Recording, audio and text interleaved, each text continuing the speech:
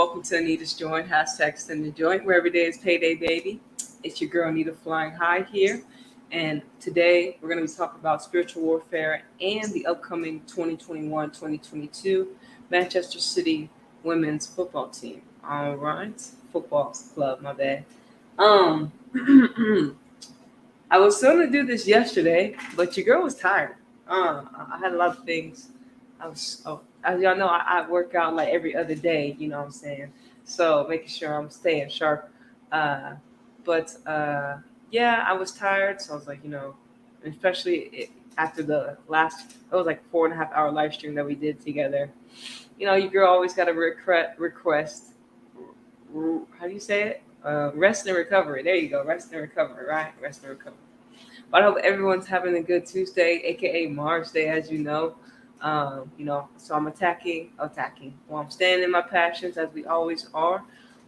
So I wanted to talk about first spiritual disclaimer, spiritual side note. Listen,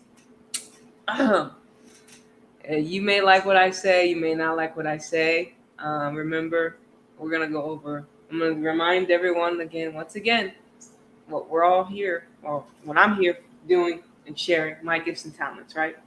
So let's go first into the spiritual warfare, and I wanted just to show y'all Google's definition of spiritual warfare. Okay,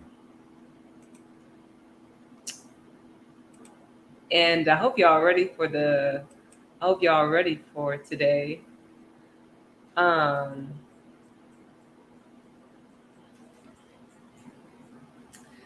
It said we're on the Wikipedia. Okay. On spiritual warfare. So wikis, and then we'll talk about warfare. Okay, so spiritual warfare via Wikipedia says spiritual warfare is a Christian concept of fighting against the work of preterminal,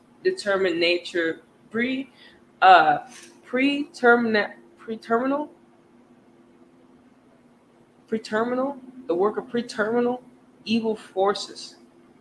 It is based on biblical belief in evil spirits or demons that are said to intervene in human affairs in various ways. Okay, so let me get the definition of warfare. Okay,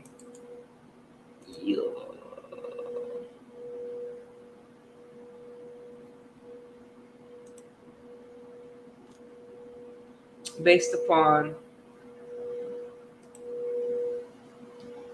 And this map. Let me see. Yeah, it don't matter. Yeah.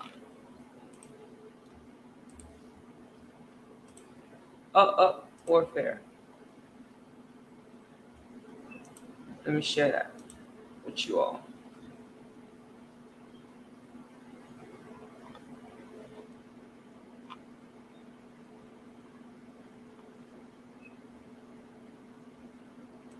And if you don't know, this is what's happening. We're in spiritual warfare over our minds, the way we think, the way we see reality every single day. Okay, warfare via the Oxford language, definitions from the Oxford language. Warfare. Engagement engagement in or the activities involved in war and conflict, right? And hello.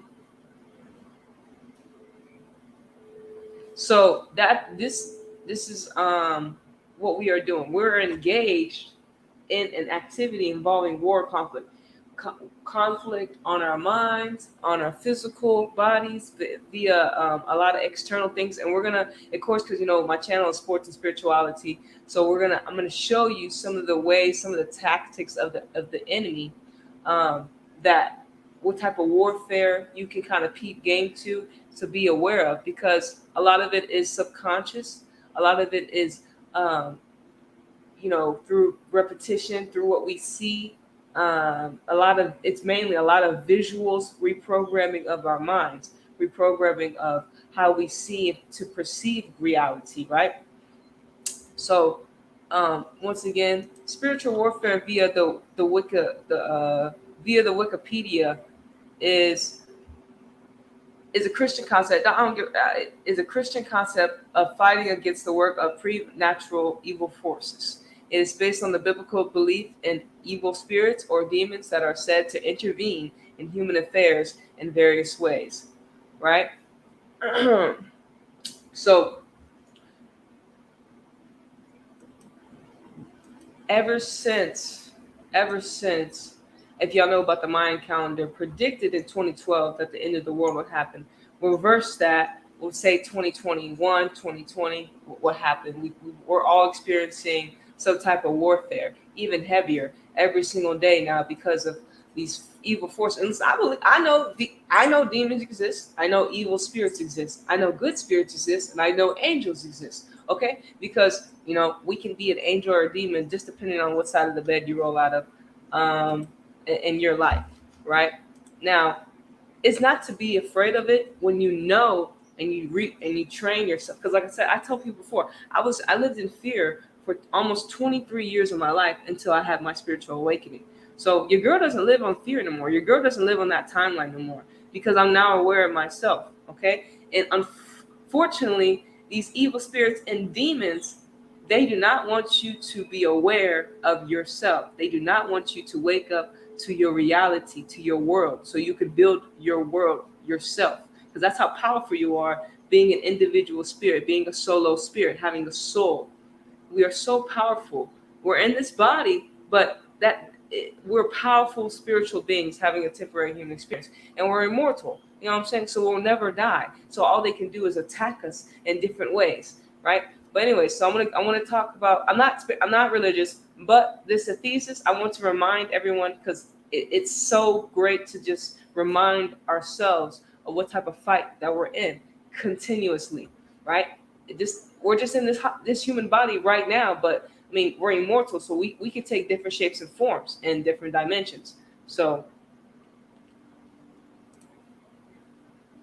exactly. Thank you, Katrina. Each person, and it's all inside of you, Okay, so let me go and share this with you, thesis, and I said, don't I'm not religious or anything, but it's a simple reminder. I like the there's a lot of versions because there's a lot of ways you could, because there's so many words in this reality. You can use so many words. Remember, this our language that we speak, this babble is bastardized. It's babble. It's just blah blah blah. You know what I mean? It is. And so when I listen to people that have big words, or I'm just like, honestly, most people don't have a high education level to even understand some of these words. I went to school. I went to school for a little while, and then a little bit after high school. But honestly, when you look at the reality that we live in, you don't really need that much education based upon how the system is constructed, how the system is systematically set up for certain people. If you're not in their quote unquote bloodline, or if you're not, doing what they want you to do, it's going to be very hard for you to be able. They make it very difficult. But listen, we ain't worried about that. Okay. All right, so I like to list. There's a lot of versions, but this is Thesis 612, right? And a lot of if you were with me reading Number Games, the book, you know that the cabal, we call them the shadow government, whatever you want to call them, let's call them the shadow government. The forces that are unseen, the forces that work against the humanity of the goodest of the good people like we are. Those are the forces which call them shadow government. They use biblical. They're writing. They are contriving. Uh, they're writing the Bible. They're trying to play out. They're trying to play God. They want to play God. They think they are God. So and they create stories. They create narratives to play God. And so pretty much they create a problem, and then they want us to come to them with the solution. Order out of chaos. They create the chaos, and then they create the order, and then either we go with it or we don't. And depending on whatever coin you flip, it doesn't matter. It doesn't help any of us. The chaos should have never had happened. You know what I'm saying? And then the chaos should never have happened in the first place. Okay, so I like the King James version, but there's a lot of, as you can see, it says on the King James version. It says we wrestle not against flesh and blood, meaning I got flesh and blood, but against principalities, against powers, against the rulers of darkness of this world, against spiritual weaknesses in high places. We are not wrestling each other. We are not fighting our neighbors. We are not fighting the person down the street next door that lives 300 miles in a different country. I'm not fighting any of you. These are principles and virtues. And virtues are your experiences. Your spirit likes to experience things. And principles are what you gain from those virtues that you experience. And so you stand upon your principles. Like they say losers never win. But in this reality, these losers be winning every single day, apparently. You know what I'm saying? Based upon what they do. But we know that's something that we're said. Losers never win. You know what I'm saying? And losers only focus on winners. And winners only focus on winning, right? But in this matrix, they got us living backwards, right? So they got us fighting flesh and blood, right? They got us fighting each other instead against these principalities that are in high spiritual spaces. There are some heavenly realms that they're fighting. We're fighting the unseen, right? They're fighting the unseen. We can't see them with the naked eye, but we know that they're there. Trust me, I know. We know about being spiritually attacked. I know about being spiritually attacked. I know about making sure I had to protect my energy once I started to become aware of my reality and become aware of what's going on around me. You know what I'm saying? And so, of course, the people that carry the light will be attacked. You know what I'm saying? They call us light workers. Okay, I got armor on me. I got esoteric guns. I got esoteric knives. I got esoteric powers. I got powers within myself. You know what I'm saying? And then I have people that walk with me, unseen and seen, that are here to help humanity. We're here to help continue to help awaken everyone, to continue to help evolve the consciousness of ourselves, knowing ourselves. So these evil forces cannot control us anymore, right? And so they cannot put brother against brother, sister against sister. We know exactly where to be attacking. And these are these spirits, these evil spirits that are doing wickedness on the planet, right? And so you might know that I'm a witch, right? Now, witch for me, WITCH, which for me is with intentions to change humanity. And we know that the best way to change is ourselves, right? So then the people that come to our space or that come around us will also change as well. The change has to start within you. So that's why it came to me one night when I was laying down, when I just made it up, which with intentions to change humanity. And so with that intention, I use sports to help change, to help awaken a lot more people, because a lot of people watch sports and I like football. So, I use football to be able to awaken a lot more people, because it has helped me even become more enlightened to the things that go on in this realm and how we are being manipulated and how we get used via these things. You said, how did I find my spiritual awakening? I was triggered. It was a trigger. I was triggered. I was triggered during a soccer match, but before that, I had some, I guess you said, my first heartbreak. And so with that being said, I was in a state of being where I felt unworthy. I felt that I didn't deserve certain things. And so in 2019, of course, I was the Women's World Cup, right? And so me being heavily invested into sports, into the women's sports, of course, I was watching, and then it was the game. It was USA versus England, and it was Kristen Press's goal that triggered me to like it was. And plus, I had done a lot of other things. I'm not just saying it was that goal. It was a lot of things. It was like, how do you say, it's a domino effect. I was going down I was stumbling upon what I needed to do. I was stumbling upon the things that were going to eventually trigger me to like, like it was like a light switch, right? It's like a light switch when you wake up.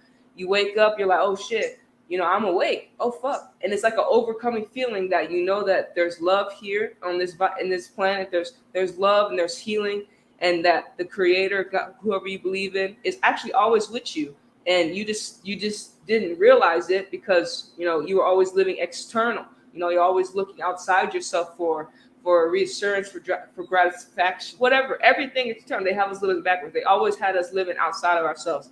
But I realized, I was like, yo, football's in me. Football's in me. All these continents, these countries, they're in me. You know what I'm saying?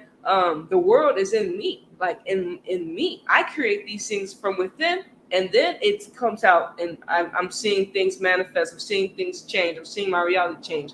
But it came from within me. And so that's something we always have to remind ourselves. Everything external that's not, what the fuck? That's some, they got magic spells, they got witchcraft, they got television programs to make us believe everything. But your world, you have to build your world on the inside. How do you want to live your world? How do you want to create your reality?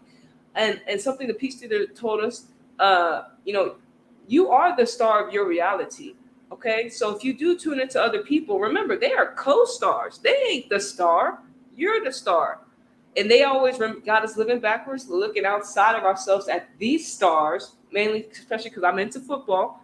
They got us looking at these stars like they're all holy, holy, holy. But I'm the star. They're lucky I pay attention to them. You know what I'm saying? Because I'm the star. They're co-stars in my reality. And because I like football, and because I was able to teach children, I can help also, be a co-star in their reality. You know what I'm saying? But they're co-stars in my reality. And it's equilibrium, balance, okay? You know what I'm saying? We don't worship these athletes. We don't worship them. Worship yourself first before you worship any of these athletes outside of you. You know what I'm saying? Because some of them, we don't know them. I don't know any of these athletes. I ain't never met them in my entire life. And if I do, that's great. If I don't, I don't.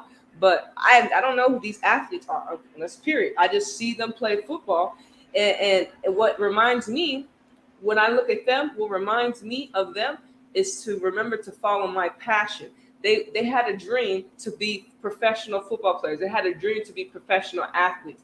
I'm sorry, to play a sport, to play a game that they enjoyed. Something in that, being in that space reminds us to stay in a high frequency and vibration. Look, you got to be doing certain things in a certain mentality to keep up your practice. You know what I'm saying? You got to be in a certain mind state, a certain state of being to be able to follow your passions consistently. So they remind me to stay focused on my dreams. They remind me to stay focused on my passions and what I feel that makes me happy. You know what I'm saying? And so, unfortunately, this is not our world, this matrix is not our world, but we did help create it via not speaking up for ourselves, giving away our power, not knowing good from evil. We have done a lot to hinder ourselves as a collective. It's like a sports team when you lose, but the star player had 3 goals, 4 goals, but y'all still lost. Collectively, we have won because we have individually, we have won because we have awakened, but collectively, as humanity, we have lost because look the chaos that's going on in the world. You know what I'm saying? All around the world, there's more chaos than there is harmonious energies, right? There's more chaos than harmonious energies, and so we have to remember to take responsibility. You have to change ourselves. Therefore, our reality will start changing, right? So I wanted to talk on one more thing, and I'm going to go on Manchester City Women's Twitter, and we have the peak game, and I hadn't made a video. No, I think but anyways, we'll just talk about it right here. That was a good question. Thank you. Let me go on Manchester City Women's Twitter and Manchester City's Twitter. So these sports teams, right? And remember, social media is a benefit, but also it could hurt us via your programming. See, the people with the blue check marks, they're verified. Now, you and the media like CNN, ABC, all these other big corporations are verified, right? So we know a lot of people tune into these blue checkmark people, and so they believe their word is bond, but that's not true. Just because they have a blue checkmark don't mean they telling the truth. And these blue checkmarks subconsciously reprogram you, and they like, okay, this is truth.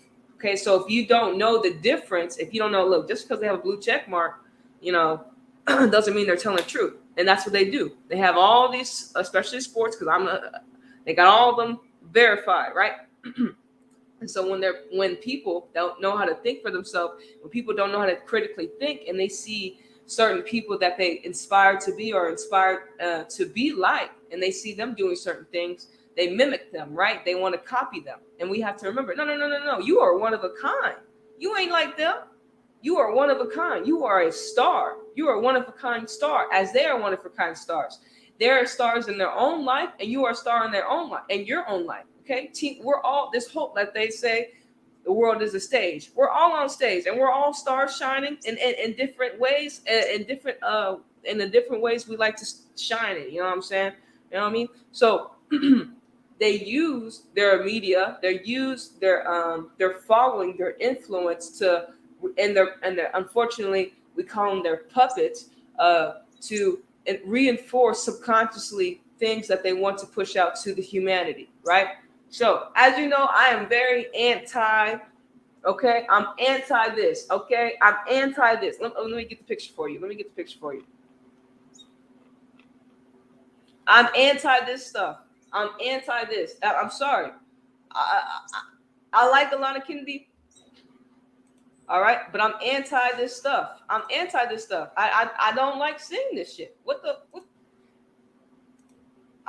I'm anti that, okay? I really am, okay? Now, when you see this and you see it continuously on the media, you see it continuously on the commercials, if you have seen that we know that these work and that these don't work, when you continuously see it and you see how it's being used in mainstream football, you see how it's being used in these big Man City is a big football team. Man City is a big football club. A lot of people know about them.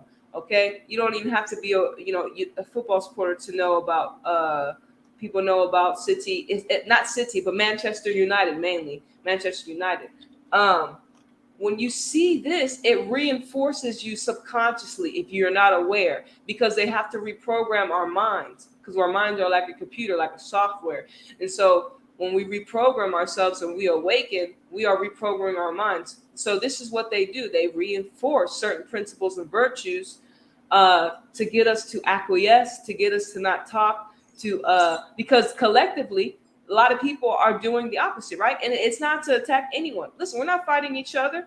I'm not fighting you. If you feel that you need to wear it to keep yourself safe, okay.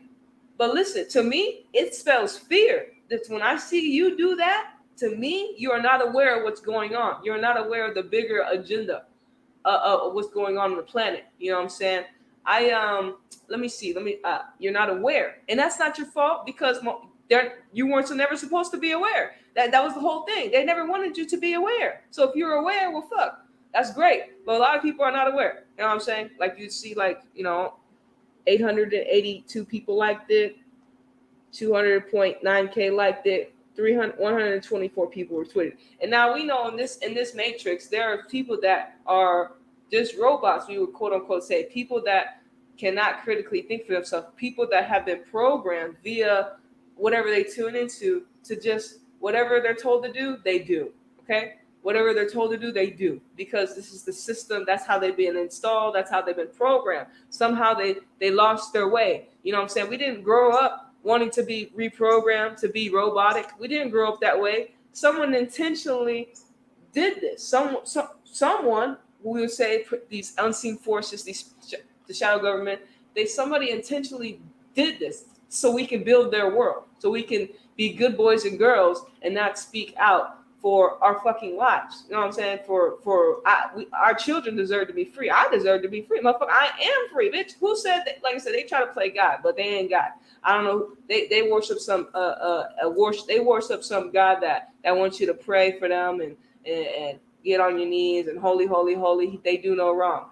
That's they God. That's they God. And unfortunately, because I'm in sports realm, I see how they use the athlete, and it hurts my heart, because I'm not wanting to fight them, but they get used. And you need to remind yourself to not worship these celebrities And I had to remind myself as well, not worship these celebrities, not worship these athletes, that they are playing their role the best way they could. And most of the time, they're not aware. They're not either they're aware or they're not aware. And I honestly, I think most of them are completely unaware of what's going on. You know what I'm saying? And then, as you know, if you were reading a book, Number Games, killing is the sport of these elite. The killing is the sport of the cabal, the shadow government. They have no problem sacrificing some of these athletes. So also, they got a peak game too. Like, yeah, you can go along with the narrative, but still get sacrificed a couple years later, ritualistically, because that's just what they do. They don't give a fuck about us. They don't give a fuck about the flesh and blood. They are in high spiritual places where they're in rulership. You know what I'm saying? And so, but listen, they're weak magic because you know why? Because we woke up. That's they're weak. That shit weak. You know what I'm saying? If it was so strong, we would never have woke up. We would all be doing what they're doing. Period. But we're not. Okay, not all of us are doing that because we have a critical mind, and especially based upon the astrological transits, with Saturn going into Aquarius and Jupiter going to Aquarius. Aquarius is the 11th zodiac sign, and Aquarius is known for to know. Aquarius is I know. Okay, I'm an Aquarius moon, so this is just what I know. Okay, I'm a young spirit, but I'm an old soul. This ain't the first time that we've had spiritual warfare on us. I know this ain't my first time being in a human body. This was the first time a lot of us have experienced warfare. Right now we're just in the information age. Right now we're in the technology age where all the information we can find online. And as you know, the cabal, the shadow government, they have most of the big tech corporations, right, in their pocket. Facebook, Twitter, Instagram, TikTok, all these big old to keep track of us. Who's speaking out? Who's talking shit? They shadow ban me. Listen, they shadow ban me. Most people, if you come across my channel, I would just say consider yourself like awesome because you're awake. And not everyone wants to become awakened right now. Not everybody wants to know thyself. Not everybody wants to be an individual. Not everybody is ready for this because it's kind of scary. It is scary being naked in a way, being naked, sharing yourself, being spiritual. Because it's been frowned upon because of these wickedness, high forces, and you see how they manipulate the spiritual realm, right? Because of the wickedness that has been happening on the planet, it is scary. And especially when you start to you wake up, especially me, 2020, your girl was going, I was going, so I was flipping out. You know what I'm saying? So luckily, I've been able to find equilibrium. Shout out to the soul group. Find the soul group, and continue to just build in my internal world, right? And know about the reality that I live in. Learn about the keys to the streets. Learn how to continue to build. Because listen, when you wake up, you got a lot of shit to do. You know how much shit we have to. For me, you know how much shit we have to undo. Because collectively, I have played a part of acquiescing. Collectively, I have played a part of not saying anything. I have played a part in our demise, as a collective. Teamwork make the dream work. I have helped not say shit. You know what I'm saying? So I had to realize, damn, I gotta say something. You know what I'm saying? My life depends on it. You know what I'm saying? My life depends on it. And then I have no problem based upon my numerology birthday. I'm a life path number 1. You know what I'm saying? I'm a life path number 1. Therefore, I'm a born leader. So that also is oh shit. Oh, so you're telling me there's no one in front of me that's going to be giving me examples of what to do? That's right. That's shit scary. I'm oh damn. So, of course I've been managers I've worked at McDonald's. I worked at Whataburger. I've worked at Sonic. I've worked at all these big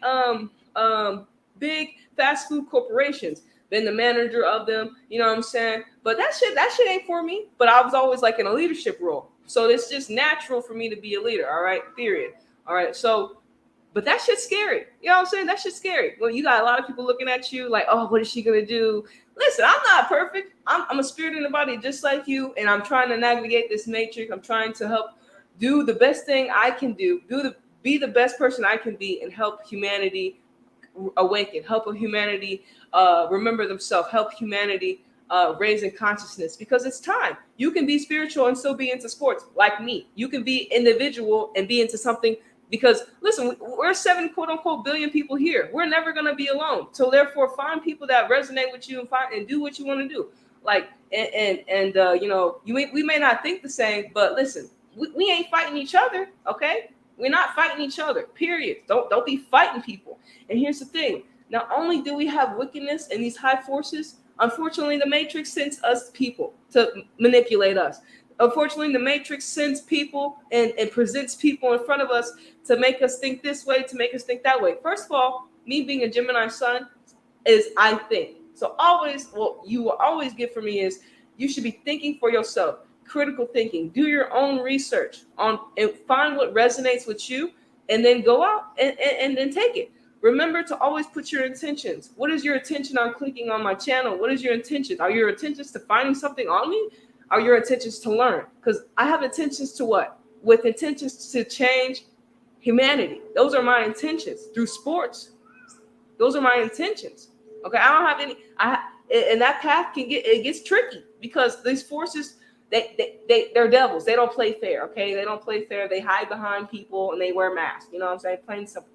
But I think that's good. I think I had this. I got everything out the way when I wanted to say. But we're in this together. Listen, I'm in this together. I'm in Texas, right? I'm in Texas. Luckily, in Texas, a lot of the restrictions are lifted because I feel that.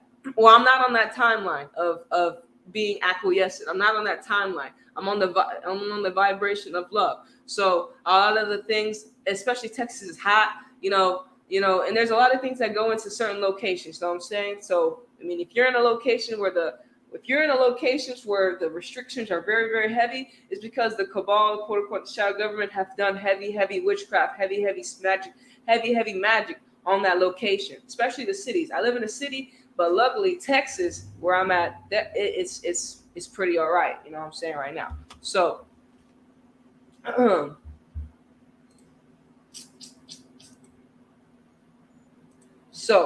yeah, it's pretty all right when it comes to Texas. So that's why sometimes universe wants you to move. You got to move because I was in another location, a small town. I was in a small town, and then I moved to a big city.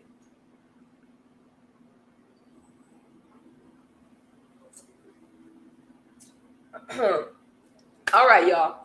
Well, thank y'all. That was just a disclaimer, but also spiritual warfare, just 101 of just continuing to remember ourselves. We have to always remember myself. An affirmation that I'm using right now is I'm remembering my footprints in the sand. So when, of course, we have to remember what we've been doing. Whatever we're doing now, we've always been doing, right? And what we do now echoes into humanity, what we do now echoes into eternity. Okay, so if you're fighting for this to be an individual, if you're fighting for your freedom of speech, which all these things are, look, as being spirits and bodies, all these things are our rights. This matrix, they got the Bill of Rights, the Constitution, all these stuff for the humans. Listen, these human laws don't work when it comes to the principle laws. You know what I'm saying? That you know what I'm saying? They tell us not to do a whole bunch of fuck shit that they do in front of our faces ritualistically, and they tell us not to do these things at the same time. So of course it's reverse psychology to the max. So much reverse psychology is in mainstream media. So you really got to have discernment and peep game, and you will. The more and more you go within and go within, you got to meditate. Whatever way you do meditation, do that. Whatever makes you feel good, do that. And just remember, we got wicked, psychopathic, wicked forces that are here on the planet, and especially because we're in a new astrological with Saturn being in Aquarius. Okay, we got new demons, new evil entities out here in the streets. Okay, and you shouldn't be afraid because that means we're gonna have new angels. You know what I'm saying? With us, new unseen forces with us. Okay, that work with us, and we got forces that work against us. But at the end of the day, you say. There's so many people out here that want others to make decisions for them because they don't want to take blame if it fails. They are being brainwashed and a bunch of pussies. Think for yourself. Others do not have the best interests at heart. Only you. Right, Lord.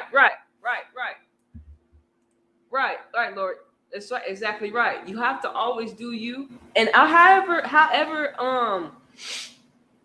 and they got us all sensitized on how people are going to react. You know what I'm saying? Fuck it, just be yourself, because I mean that's gonna make you feel the most feels the most good. You know what I'm saying? You just gotta be yourself. And we've been programmed, right, to always look out to side. We've always been programmed to look outside of ourselves to for confirmation. You know what I'm saying? When have you confirmed yourself? Like, you should be confirming yourself. You should always be validating yourself, right? But this system has manipulated us, has reprogrammed us, and then of course we are around people that they don't know themselves. It gets difficult, right? Because you outnumber. That peer pressure energy, it's real. You know, that peer pressure energy is real. And so then if you can fight that good fight, you're gonna find others that are willing to fight that good fight with you, because we out here. You just gotta present yourself. Like, that's what I started to do. I was like, I gotta start presenting myself, no matter how I fucking look. Some people think, oh, she's crazy. Listen, the crazy ones are always the geniuses in the first place. Okay? I don't care how I look to you. You know what I'm saying? I don't care how I look. And most people have been programmed to look at me in certain ways. Oh, she's this, she's that. Listen, I don't believe in none of that shit, okay? I maybe did believe in it, but I don't believe in that shit no more. You know what I mean? And with the reprogramming of our minds, it really helps us, I guess, just break the shackles that they have put our minds in. Because they really have our spirits and cells and jail cells. But what they do is give us the key and we lock ourselves in, right? And then it's all hell from there, because then we're in our own hell, right? It's either heaven or hell. It's your choice. Heaven and hell in the mind. And as you know, you look outside, that is crazy out there. You look outside. I look outside of reality. I'm like, what the fuck? What the fuck is going on? Like, but you know, I see people that are living in fear, and I see people that are not in fear. You know what I mean? And you got to be able to you got to be peep game, right? You got to peep game. And it's out here, right? The signs are out here. The synchronicities are out here. You know what I'm saying?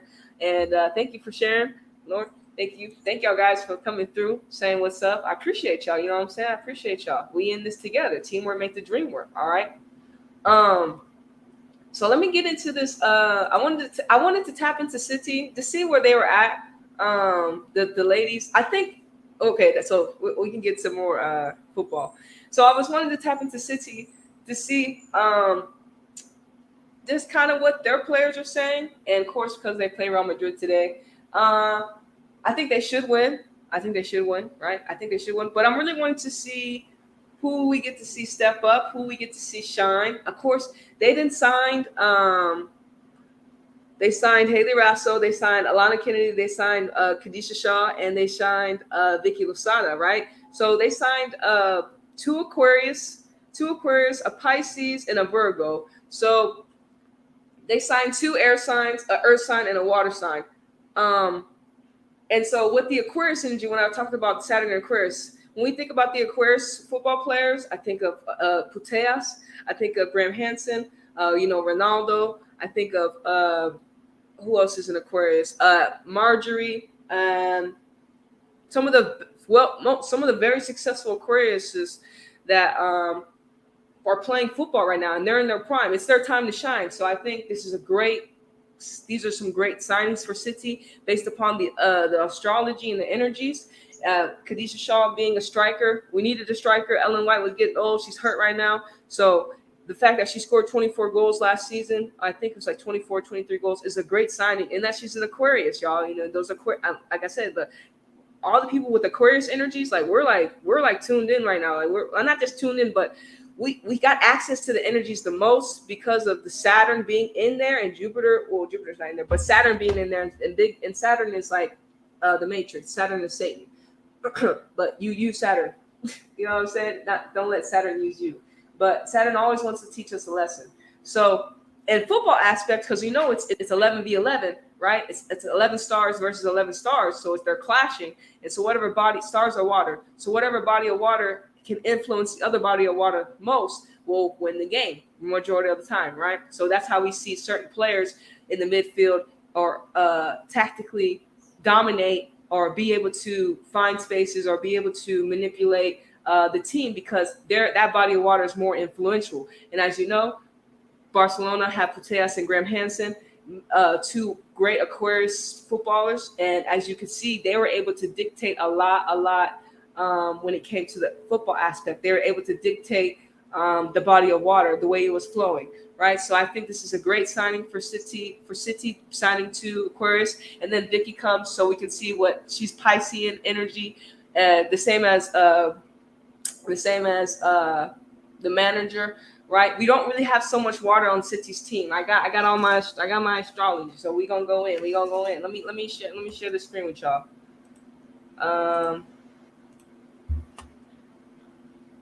Oh yeah.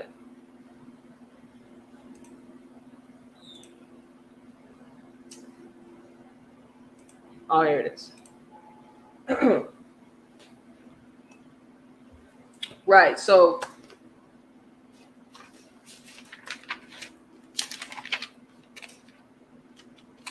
All right. Well, and I think I have a prediction for my lineup, but I'm not too sure. It looks kind of, I don't know. But oh yeah. Also, I forgot actually, and I'll talk about the energies that City got as well, because a lot of the teams that you like the fact that I like City, I was wondering why, because I broke down their roster, right, and realized that they had altogether 8 air signs. They had 8 air signs, 3 water signs plus the manager, so 4, 3 fire signs and 3 fire signs and 8 earth signs. So Man City is heavily air and earth based, and as me, I'm air and earth based. I only have like a couple. I don't really have that much water in my chart, so based upon the team's energy is how you'll attract them. And it's great that City are like one of the greatest football teams right now in women's football at the current moment. So I mean that's a benefit. You know what I'm saying? You would like to attract a team that's really doing well.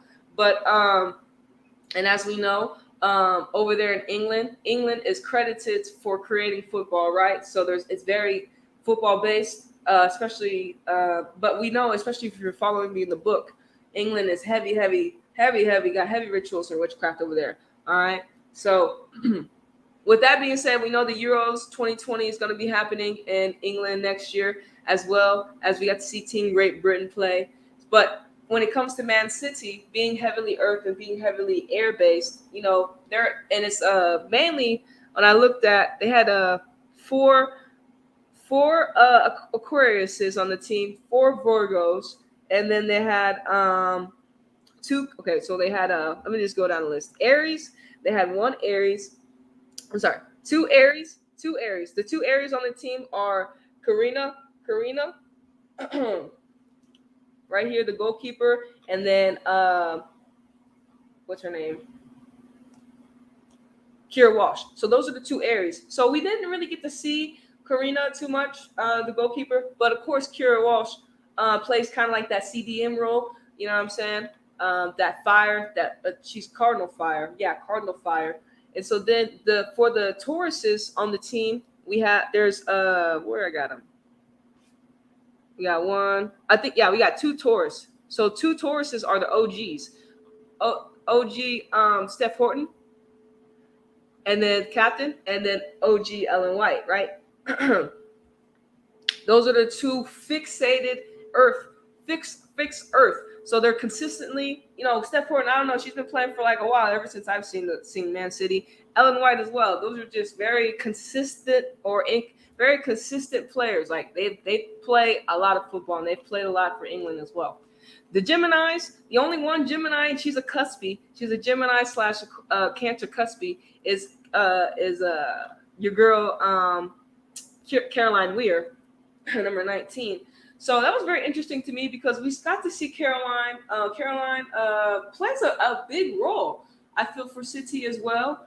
As she's had some goals. The first goal that's just reminding me of is, of course, the Man City versus United goal when they played at the Etihad Stadium.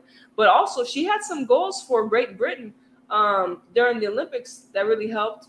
But she's Scottish. She chose to play for Scotland, and hey, shout out to my Gemini football players. So, and then it comes to the to the Cancers. We got really no Cancer until I found out that She's not on the list. Karina Kitting, I've seen her on ESPN because they shared her birthday. But she's another goalkeeper. She's the only Cancer. She's 17 years old. Okay. Oh, and that's why I meant to tell y'all the ages. Yeah, I meant to tell y'all the ages. And City is, of course, very heavy England-dominated players because, of course, you have Man City is a big football team. Of course, you should be bringing up players from your youth academy. You should be training. That's just this simple. You're supposed to be teaching the players that are at your home. And then if you got the cash to splash, go ahead and get like a player like, Vicky's mainly the main one. You kind of like, oh wow, because of her. I was looking at some of her accolades. I was like, God damn, like she won a lot. She has a lot of winnings under her belt. But and then they signed Dahlkamper and Lavelle and Mewis all last year. But as you can see, City's very all about the youth coming up the system. And we're going to talk a lot about, of course, Ellie is, where is she? She's 21. And a lot of the young stars that are coming up, especially Laura Hemp, Chloe Kelly are two of the main, and also Kira Walsh. I know Kira's only 24, but they just signed Ruby Mace. But my bad, y'all. Okay, so we got I said we on the Geminis, the Cancers. Okay, so the Leos that we have, great. We got two Leos on the team. Those are our strikers. So we got Janine Becky and Laura Hemp. So we know about Janine. We got to see her in Canada. She played for Houston Dash. Fire is, she's Leo fixed fire. So Janine, she put herself, and I've had lots of criticisms on Janine because I feel like she has put herself in positions to be able to be a consistent scorer. But sometimes she's inconsistent. I'm like, if Janine can just make that switch, she's going to be fixed fire. She's going to be consistent in scoring. Because when you look at on the flip side of Laura Hemp, she's a Leo as well. And she's consistently all Great Britain's side of most of Great Britain's play was coming from her whipping the ball in, consistently getting up and down the pitch. She's fast as well. You know what I'm saying? She's fast as well. And Janine is 27. So Janine coming off their Canada winning, hopefully she has more. We saw Janine miss some penalties, score some goals. Remember the consistency when it comes to those fixed signs. You can be fixated or stubborn, you know what I'm saying? So, for Janine, I think she's going to be able to kick into another gear, coming home with gold. And for Laura Hemp, player of the year. The girl, Laura Hemp is, let me see. Laura Hemp is 21 right now. She's 21. So she's a young player for City that I'm very excited for. The girl's awesome. I don't even know what to say. She can play. She's fast. She's always creating. When it was Chloe Kelly and Laura Hemp reminded me of fucking Leroy Sané and Raheem Sterling, like for City. And Aguero was like a Ellen White. And Leroy and Sterling and Chloe Kelly and Laura Hemp were consistently up and down the flanks for City, like all season last year until Chloe got hurt. But Laura Hemp continued her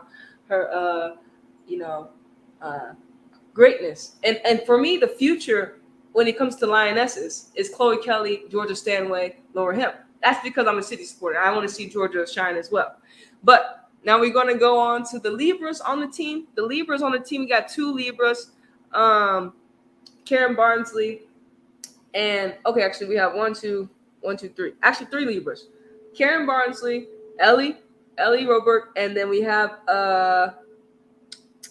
Jess Park. All three Libras. So I'll start with Karen Barnsley. She's an OG as well. I'm not too sure. I don't know if she's number one anymore, but we got to give it to Ellie. She's there. She's great. She's what is it? Cardinal Air? I think that's Cardinal Air. Libra. But Ellie, Karen's done. You know what I'm saying? She's been really good. I think she played for Seattle. Oh yeah, she was with OL Reign for a little bit. But she's gonna eventually retire. But it's really good to give the gloves to Ellie because she's good. She's really good. I forgot how tall she is, but let me see how tall she is. Because nowadays I feel it's like these goalkeepers are like 6 foot. If you can get a 6 foot goalkeeper up nowadays in the women's game, oh man, that's great. You know what I'm saying? Because some of these goals you're seeing the ladies shoot, they're getting really good. And I feel like we are in the era of of course, we're in the era of goal scorers in women's football, but they're really, really good. Like I've never seen so many talented ladies in football in my entire life. Like just now, just being more aware of football, I've never seen so many good players. You know what I'm saying? There's about good 5 to 6 teams in the world that are really, really good, or maybe you can stretch to 7. Fuck it, but eventually it's going to be a lot. Like at least Champions League. What, how many? There 16 teams. I mean 32 teams. I don't know how many teams. We're going to see a lot more talent come because it is time, right? It's we're in that era of great football for women. Um, but yeah, speaking of the Libras, we got Ellie. I mean, she had a great season last year. I don't think she got hurt or anything. I think she's healthy. Uh, but yeah, she's fantastic. I'm very confident with her in the goal for City. She's 21 as well, so she's got a lot of great upside on her. We're gonna hope that she continues to stay in form. Hopefully, City. She's practicing. We know that they got to practice with. She got to practice with her and Edison. I think they're not close, but they know about each other really, really well. And they've been able to practice together. Edison's a great goalkeeper. So is Ellie. So, shout out to them. And then the other Libra, like we were saying, was the other goalkeeper, Karen Barnsley. She OG. I mean, she's spoken for. All right, but we won't stay too long on her. And who was the other Libra? Oh, yeah, Jess Park. Okay, Jess Park. So we haven't really, at Jess Park, number 16, we didn't really get to see too much about her because of Roosevelt, Mewis, and the other, they had, Caroline, and she wasn't first player off the bench. She was like, if City was thrashing a team, you know what I mean? It was a go for it. But she is the future. She is 19 right now, so we'll see how much more time she gets.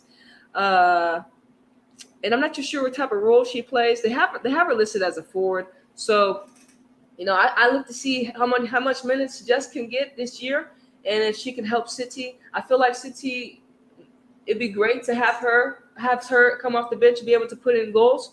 But we'll see. We'll see if Taylor gets her out there and see if she gets more minutes. But yeah, we only got to see her maybe a couple times, not too many, not too many. But shout out to Jess Park. She's still young. She's young.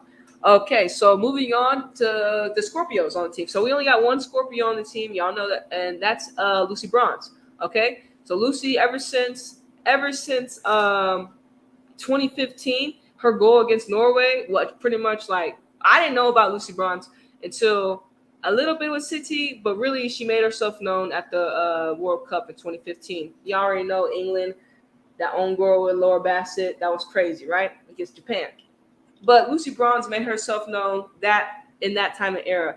And then since then, the girls didn't want to run trophies, right? She's very consistent. She's Scorpio. I forgot what that water sign, Lucy. So she dominates her position, that right back position. She's pacey, she's strong, she's very strong. I don't think she's stronger than me, but maybe she might be. But anyways, she's very strong, intelligent. And Scorpio's that dark, kind of like that dark energy, but mysterious energy, likes to be hidden, and so, but Lucy's very consistent, and very intimidating on the football pitch. I mean, she would probably run you over. You probably wouldn't want to run into her if you're on the pitch, like when she's running full first. She's very, very strong, very, very pacey. And when I watched Great Britain, it was Lucy Bronze coming from the right and then being able to whip it to the left. It was either a lot of the assists were coming from Lucy's side. She was able to dictate that body of water towards her, and she was able to make herself known. And a lot of Great Britain's team was with Man City players. You know what I'm saying? So moving on to the Sagittarius. So Lucy, I think Lucy's, how old is she now? She's Lucy's 29 now. So I mean, still got some time. We'll see how long she'll play, but she's still top league. We said, bronze.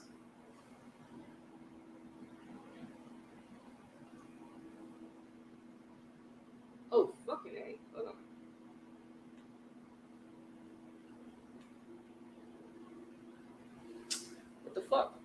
Hold on. Oh yeah, Bronze is very well. Yeah, she is. She is. She's very consistent. She's really good. Happy to have her for City, right?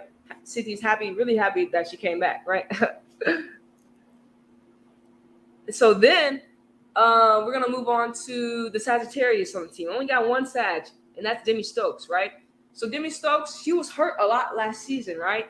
And for some reason, she was able to get healthy, and she made Great Britain's team. City really, it was either Alex Greenwood or Demi Stokes, and mainly we seen Alex Greenwood last year. So it was very shocking that she didn't get a call up to Great Britain.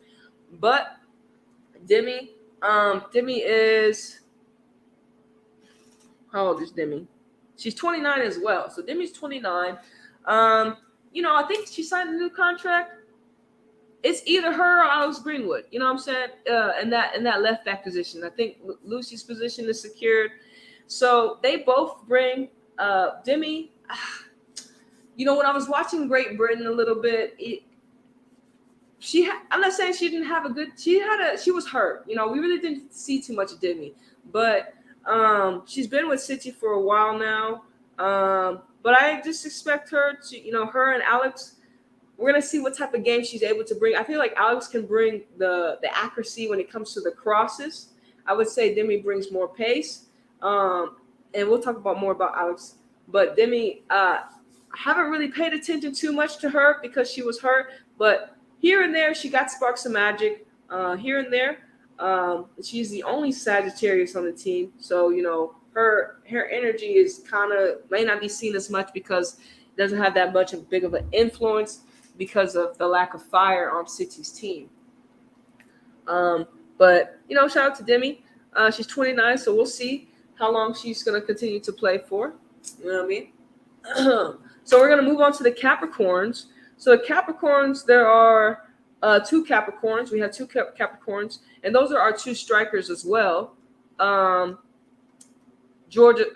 Kelly and Georgia Stanway. So Chloe Kelly signed from Everton like last year, 2019, signed from Everton last year. Oh my gosh, the girl's great. I had nothing else to say. I watched a couple of the highlights for Everton, but for City, her coming in on that right wing position, I was like, God damn, she's very impressive, very consistent. So, and I meant to give y'all some examples of some other players that are like the zodiac signs. But the Chloe Kelly is also, like I said, who else is a Capricorn? I think of Antiana from Barcelona, as well as Kristen Press being Capricorn. But those are. Let me see. I got some down here over here. Let me see who else is Capricorn. I didn't. Yeah. I'm trying to look. Yeah. Okay. Because I meant to give y'all some examples of some other top players, and their zodiac signs, so you can just kind of get a picture of what I'm talking about. And I'll go down the list at the end, just the people I written down. But yeah, the Capricorns that I have written down, of course, were Georgia Stanway, Chloe Kelly, and Kristen Press. Those are the Capricorns that well-known, right? Well-known Cappies. And with Chloe Kelly, like I said, she was assisting and she was scoring a lot of goals too as well on that right side, being able to whip the ball into either Ellen White or Laura Hemp because they had a lot of assisting goals with each other combined. And with Georgia, I like Georgia. I feel like Georgia. Okay, Chloe Kelly is 23. Okay, Chloe Kelly is 23. So we're gonna move on to Georgia. She was, I would say, the second player off the bench or the first player off the bench. She was really consistent. She's still young, and I feel Georgia is really going to be a very great striker for City. She has that. I remember she had that incident where she pulled Tobin Heath's hair. Okay, so we all remember that. I ain't like that, Georgia. You ain't got to pull her hair. That was kind of like that was snaky, Georgia. You ain't had to do that, especially because it was Gemini Tobin Heath. But on the flip side, Georgia, I do feel that she's going to be able to bring. I feel like she can play that. She can play behind the striker. Like an attacking forward, like an attacking central mid. She's not really like a midfielder for me. And I know boy had her like playing in like a left back position or right back position. I'm like, come on, no. I ain't really trying to see all that. You know what I'm saying? Georgia needs to be in the attacking front because I feel like she can bring a lot more attacking power to City. I feel like I remember watching an interview of her. She says she was talking about a game that she models her game behind. It was a guy that took a lot of long shots. So that's kind of how Georgia kind of wants to see her game, and I feel like she's almost there. Hopefully, we get to see that this season.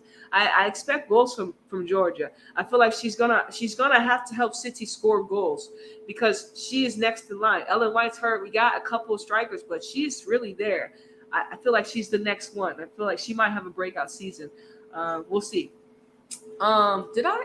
I feel like I missed. I missed. We'll talk about the new signings, I guess, at the end. But I missed Haley Rasso. Haley Rasso's a Virgo, right? She's a new signing. And my bad, I skipped over her. I didn't recognize. Because we have 4 Virgos. Let me see. Virgo, Haley Rasso, SB Morgan. Oh yeah. Fuck, I skipped a lot of Virgos. My bad, y'all. Hold on, let me give them. All right, so let me go back because we were on Cappies. We only had 2 Capricorns. So let me go back to the Virgos. Alex Greenwood. Okay, so it was between Alex Greenwood and Demi Stokes, right? So Alex Greenwood, she didn't get that Great Britain position. She came back from Lyon, and she's a champion, and she plays that left back role. And I feel, she was playing that left back center back role with Steph Horton a little bit. With Alex, I'm starting her over Demi based upon her ability to whip the ball in accurately and getting the ball in the box. I think that's something that Demi still has. That's not Demi's I guess way. But Alex, I feel like she was healthy. She deserved it. I feel like she played more. And I feel like for me, she's in the starting lineup over Demi. If it's between those two, when it comes to the Virgos. So the Virgos are considered the perfectionists, and they're really, really well. All right, they're really, really well. They're mutable Earth. You know what I'm saying? So, and a lot of City's back line, let me see. It was a lot of Earth and then Lucy being the water. But also another Virgo is SB Morgan. Me and her share a last name as well. Funny. But she's tall as well. She thinks she's tall. And I kind of liked her playing in a center. They have her as a defender, but I liked seeing her as like in the midfield. I like seeing her in the midfield. I feel like she was pretty she's like a Sam Ewis, but like more footworky. I feel like she has a lot of creativity on the ball. Only got to see sparks of it a little bit during the season, but hopefully we get to see her a little bit more play. But I see sparks of creativity, sparks of magic with her in a midfield role and then a defender role. You know what I'm saying? But not too much on SB. But Alex Greenwood is 29. Okay. And then SB Morgan, she is 20. All right. So, young lionesses. SB Morgan. All right. So I think did I touch on that? No, I didn't touch on all the Virgos. So Ruby Mace and Haley Rasso are the 2 new signings that City signed. So Haley Rasso, we got to see Australia, and Haley Rasso was playing for Everton. I think this is a great move for Haley. I think it's a great move. Shout out, I fuck with all my Aussies. You know what I'm saying? So we signed new Aussies. I was so happy that we got some Aussies on the team. Haley Rasso, young player, fast. Haley Rasso, she's 26. I feel like City, this we'll see how she does first season, but I think this could really set her up for even more success. I feel like Everton, some of the teams, they don't be using her in the right position. I feel like she needs to be like a winger. You know what I'm saying? She can get behind teams. So she's so pacey. A lot of the Australian players are freaking fast. I'm just like, what the fuck? Y'all are pretty fast. And so Haley Rasso, not too much of a goal scorer. Excuse me. I didn't really see her score too many goals for Australia and Everton, but she still was able to bring that dynamicism. And so when a fast player is coming at you, you either gonna tackle her or you're gonna get the ball. So I think Haley should be able to draw a lot of penalties, a lot of free kicks for City, and hopefully she can use her pace to get behind some of these teams. And we'll see what else she can bring, because this is going to be a new type of system for her, and hopefully Taylor can put her in the right places. Hopefully the team can really be well. So she's a midfielder. And then Ruby Mace, apparently she played for Arsenal. I didn't really see her. I don't know about the girl. She's 17. She's 17. She's a Virgo. So I'm excited for her. Happy to welcome her to City. I don't know anything about her, but City's seen that she is going to be a great talent. So we welcome Ruby to see what she can do. I hope you have a good first season with City. Like I said again, she's 17, and we're gonna see what she can bring to the table. All right, so I think that's after I skipped all the Virgos. All right. So, yeah. Okay, so let me tell you about the Virgos. Who did I write down? Okay, well, the most well-known Virgo you may know is Sam Kerr. That's the only Virgo that really pops into my mind. Well, that's what I have written down as well. Sam Kerr. Sam Kerr, the Aussie. You know what I'm saying? Who else did I put over here?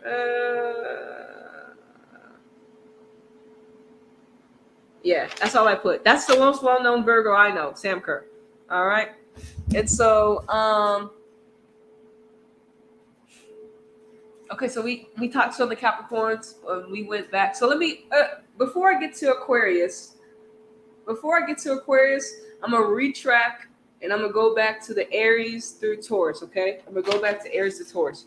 Okay, so the Aries that I have wrote down for you to get a glimpse of course, we know on our team, well, if you support City, it's Kira Walsh and the goalkeeper of Primo. So the Aries that I have wrote down that I'm aware of is Jennifer Marjan,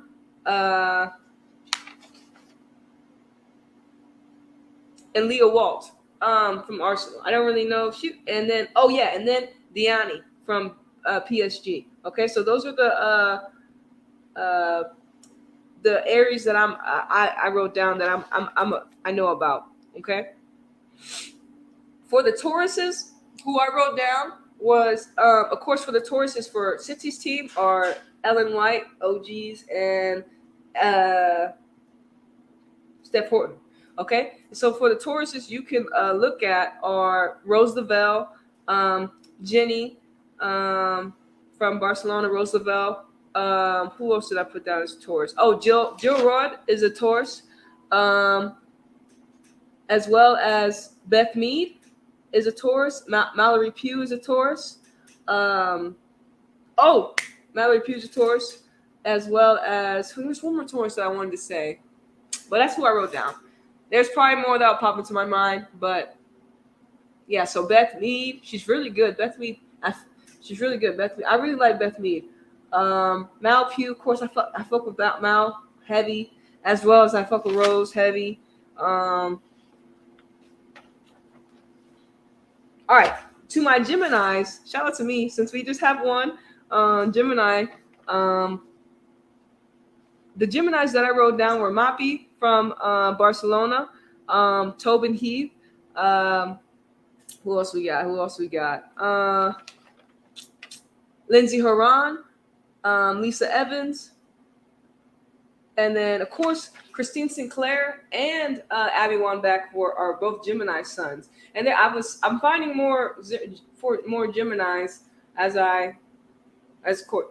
there's some out there. You know what I'm saying? So those are the Geminis I found. The Cancers are heavy, man. The Cancers are heavy in women's football, and they're really good. So the Cancers that we had on our team was City's team was the Karina Keating, the 17-year-old goalkeeper. That was pretty much it.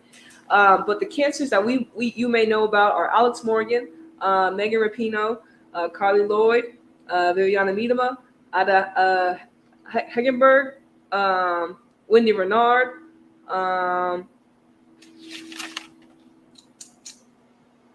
Yeah, so those are the Cancers. A lot of good Cancer names right there. A lot of strikers. A lot of Christine Lilly. Yeah, so those are the Cancers. All right. So we move back to the Leos. Leos on our team are Laura Hemp and Janine Becky. So the Leos that I wrote down were Danielle Van de Donk, Who else did I write down in the Leo gang? And okay, Harry Kane is a Leo. I didn't really write to. Oh yeah, Ali Krieger is a Leo.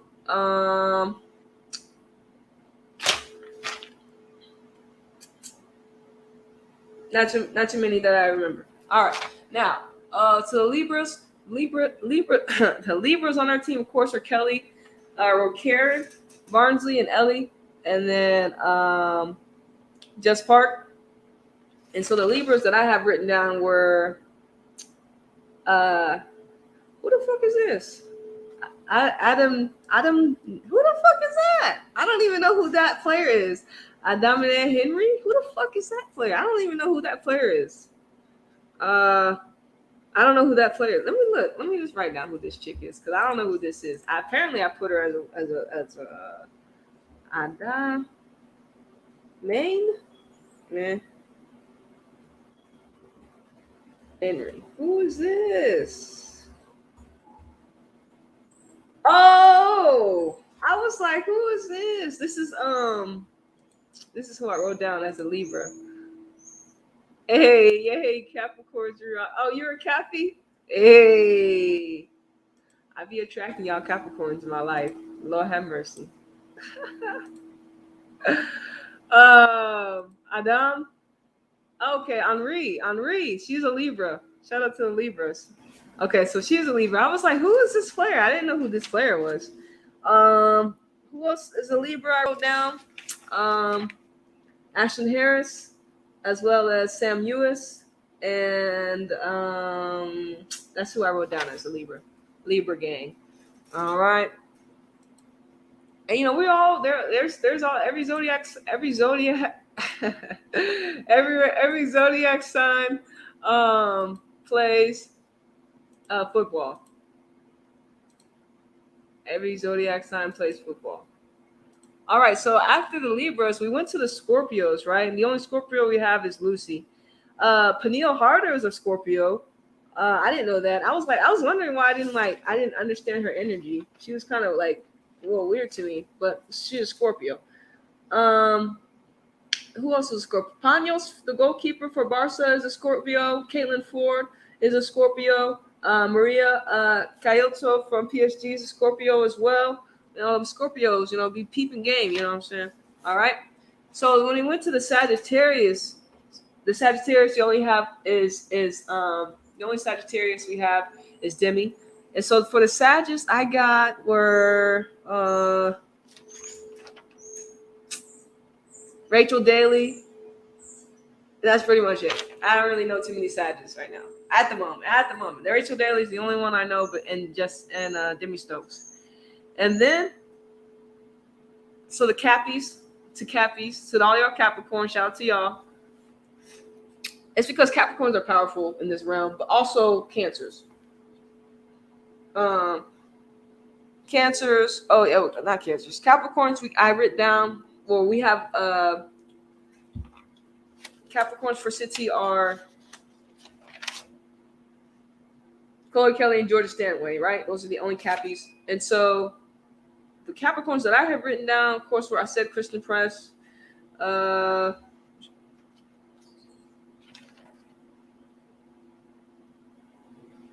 yeah, Antiana is a Capricorn as well from Barca. And that's all I wrote down. Oh, also when it came to the Sagittarius, Jordan Knobs. Jordan Knobs is a Sagittarius. I didn't even say. Also, Leah Williamson. My bad. She an Aries. I written down a couple people. Oh yeah, Crystal Dunn's a Cancer. So sorry, y'all. Some of the I didn't recognize my handwriting, but yeah. All right. Okay, so now we're on Aquarius. Okay, so now we're gonna go. Now I'm in order. I saved it for the last two. I messed up on that. We're in. All right. So now we go into the Aquas. So our Aquas on our team, we got 4. Okay, so the Aquas on the team for City, we have 4 now, adding the 2 additions. I'm very excited for them. Based upon all the Aquas that have been performing really, really well. First one is Alana Kennedy. So Alana Kennedy, I don't know if she played for Houston Dash, but I know she played. Kennedy's played in NWSL and played in Spain, not Spain. She's played in Australia, of course, and we just seen her with Tottenham, and she's been consistent. I didn't know she's been consistent with Australia. Now she's with City, so she just left Tottenham. Now she's in City. She plays that. She can play that CDM role, that center back role. She's pretty tall as well. With Kennedy, I mean, I feel like if I really hope City play. I don't really know how City are going to play. They might play a three-person midfield, but I feel like they should play 4. But we'll see how that happens. But if he does have her as a center back, I feel like she'll be all right. Lana Kennedy, she's tall. I think she should be able to get in the box and head the ball in. She should provide City that height. And also, we haven't really for Australia. I mean, she plays that kind of that creative not that creative midfield, but I feel like she does have that creativity to there. Based upon her being Aqua Energy. She's 26, so we're gonna see what she can bring to City her first season here. I feel like she should be able to help defensively as well as offensively. I think she's pretty balanced for me, and the fact that she's tall as well. So that's one of the Virgos we have on the team.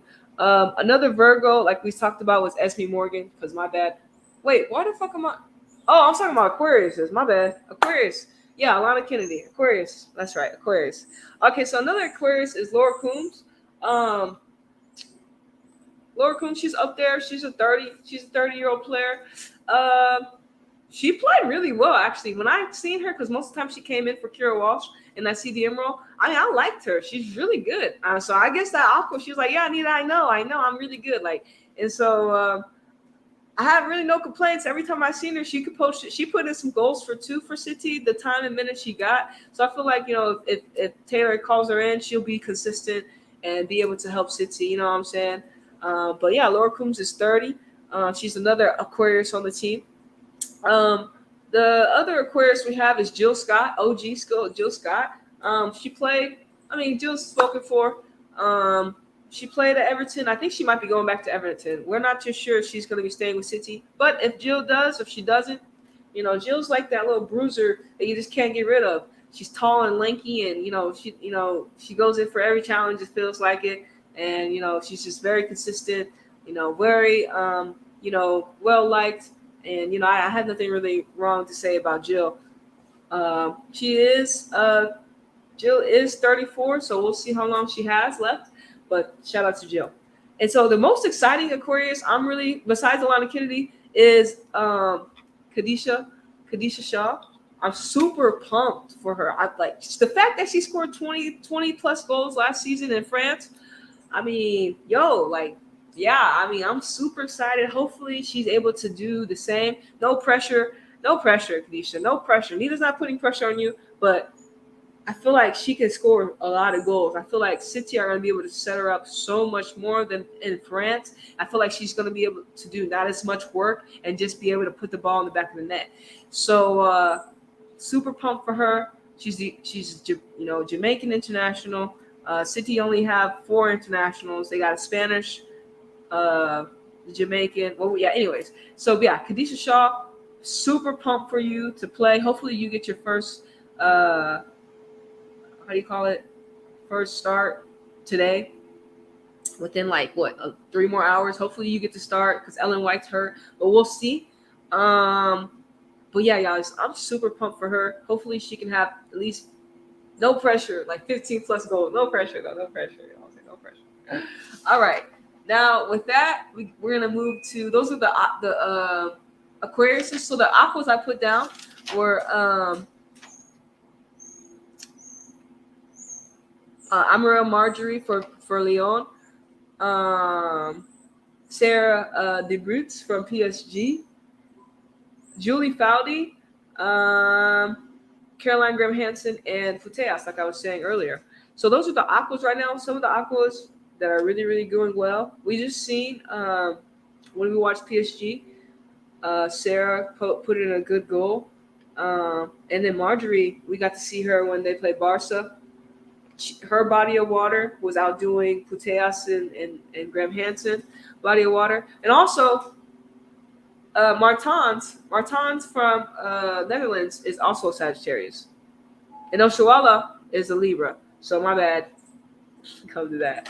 All right. So last but not least, we're gonna go to the Pisces. We only signed one. We only have one Pisces on the team, and that's the new signing. But Coach Taylor is a Pisces as well. But the Pisces we signed was Vicky. As you know, played for Barca. So I really didn't get to see. I really didn't see her play that. Honestly, play that much. So I really don't know too much about the woman, but I was just looking at some of the her let's look some of her records. She's 30, but she has so she said she's been playing since she was young. She has 6 league titles, 7 Copa de Reinas, and 8 Copa Super Cups. Goodness. And then she has a Champions League. So I was like, God damn. So the woman's been winning in Barca for a long time. So I'm happy that she made the switch to City. She plays, I guess, like a CDM role, a camp role, or we'll see what she can bring. Hopefully all of Barca secrets.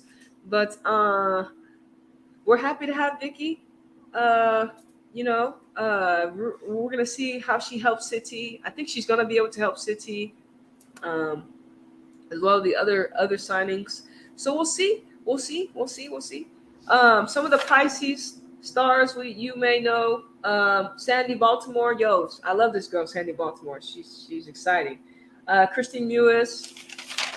Who else we got? Pisces. Who else I wrote down? Oh, I guess that's all I wrote down. Okay, Mia Hamm, some OGs.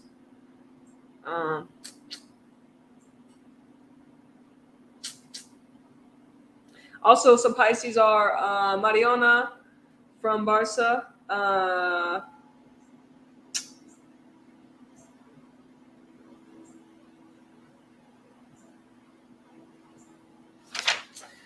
I think that was it. Yeah, that's just who I wrote down. Yeah, so that's who I got written down on that. But yeah, all right. So that's the City team. 1, 2. Okay, so they released this today as well on their channel. Let me see.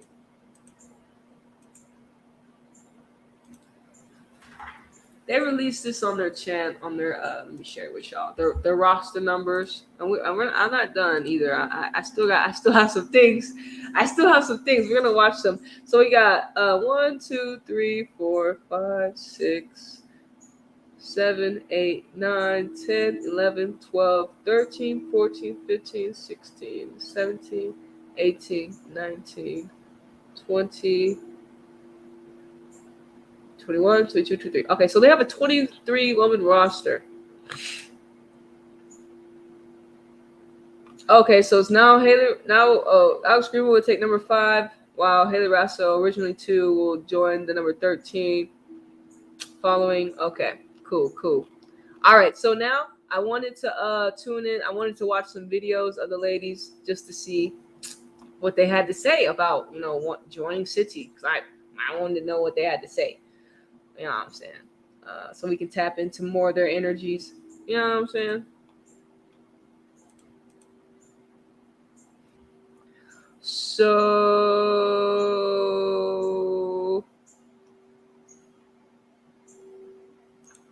did they have a Bunny Shaw moment? Okay, there's Vicky. Let me see.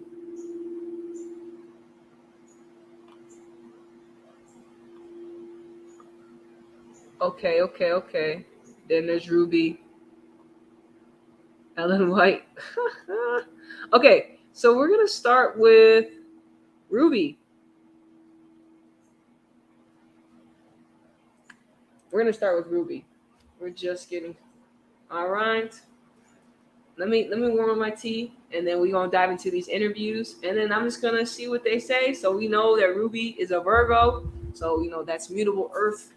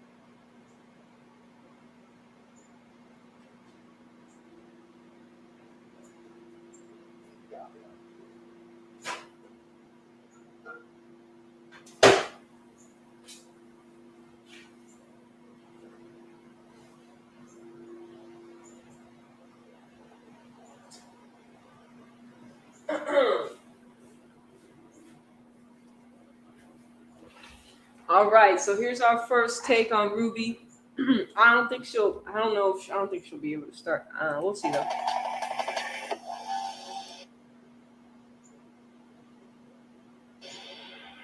Ruby, congratulations. Thank you. Manchester City player. Describe how you're feeling right now. I can't even describe it in words. Can't describe how I feel right now. I'm so happy and so excited to start this new journey. And I mean, you only made your professional debut in September last year, so can you imagine and quite believe how far you've come in such a short space of time? I can't believe it. I'm just so grateful for everyone around me who's believed in me and got me to this point. Was it a difficult decision because you obviously came through the ranks of Arsenal? What kind of made you make the decision? It was a very difficult decision for me and my family, but I believe the platform that Man City have put down for me really brings me out as a player to be the best player that I can be. And you had a dual registration with Birmingham last year, which was really successful. How important was that for you? That was very important because I got to the stage where I wasn't playing many minutes in the professional league, and I really wanted to see what it was like playing against the bigger teams, and I really achieved a lot. Yeah, Gareth Payne has always been very praiseworthy of Carla and the work that she does at Birmingham. So, what have you learned, would you say, from that short time? She's a great coach, and she wants the best for all of her players, and the best thing that I picked up was to work together as a team and do what's best for the team and not just individually. And that shows when I scored my goal for Birmingham, that kept them up, and that really meant a lot to all of the girls, and I'm grateful for everyone who said well done. I just appreciate it. Would you say that was your greatest achievement today? Yeah. How did that feel? It was amazing. I thought it was a dream before I was dreaming. It was really good. Very versatile player, so you've obviously played defence and in midfield at international at club level. Where do you see your best position? From playing in the WSL as a centre-back, I do see myself as a centre-back right now. And in being given the squad number 30, is that right? Is there any significance to that? I just feel like since I've been in the Arsenal first team and just in any first team, I've having the number 30 in it, and I feel like number 30 is enough. What qualities do you bring to the team? What do the City fans expect from you? I'm a very creative player. I like to play with the ball and I like to go forward a lot. We're a bit biased. We think Manchester's the best city in the UK, but how excited are you to move into the office? I'm so excited. I've already settled down. I've gone out a few times and I'm really enjoying this area. Is there anyone in particular that you kind of thought, wow, I'm going to be lining up with them or training with them? Just all of them, especially like Lucy Bronze, because back in the day she used to train me. We used to do one-to-one sessions and group sessions over the park, and now for her to be in my team and I'm in her team, it's just amazing. She used to train you? Yeah. When was this? When you were at Arsenal? When I was really young, I think I was about 7, 8, 9, 10, and we used to go to the park and she used to do it with Gemma Davison, and we used to be there and we used to train together. So now you're looking at training. I know. Yeah, at such a young age as well, what sort of aspirations do you have? Do you see yourself lining alongside Lucy? Is that something you really want to be? That's my dream, is to get into the starting 11, and I've just got to work my way there and work hard to get there. Do you model your game on anyone in particular, or do you like to think that you are more unique in the way you play something different? I think I'm a very unique player. I've got a different style to other people, but again, I do pick up tips from other players. I do see what they're doing, and I feel like I need to do that in my game as well, and I just fit it in with the style that I play. You briefly mentioned it then, the season is a while away. I know it's a few months, but what targets have you set yourself? I've set myself to prove to Man City that I'm good enough to be in their starting 11, and I want to work my way, even if it takes me a year or two, just to prove that I am good enough to be in the future. Have you managed to speak to the boss yet? Has he given you some words of wisdom or a bit of a friend? I have spoken to him, and he's really excited to have me, and that just makes me feel really welcome. And what do you expect the team to be achieving this season? What are you hoping for? I'm hoping that they get the Women's Champions. Yeah. And just finally, do you have a message for the City fans who are really excited to see you join the club? I'm just so grateful for everyone who's supporting me and just supports my decision and why I've come to City, and I just can't wait to get started. Nice one. Welcome to City. Thank you. All right. Hold on. Let me turn off.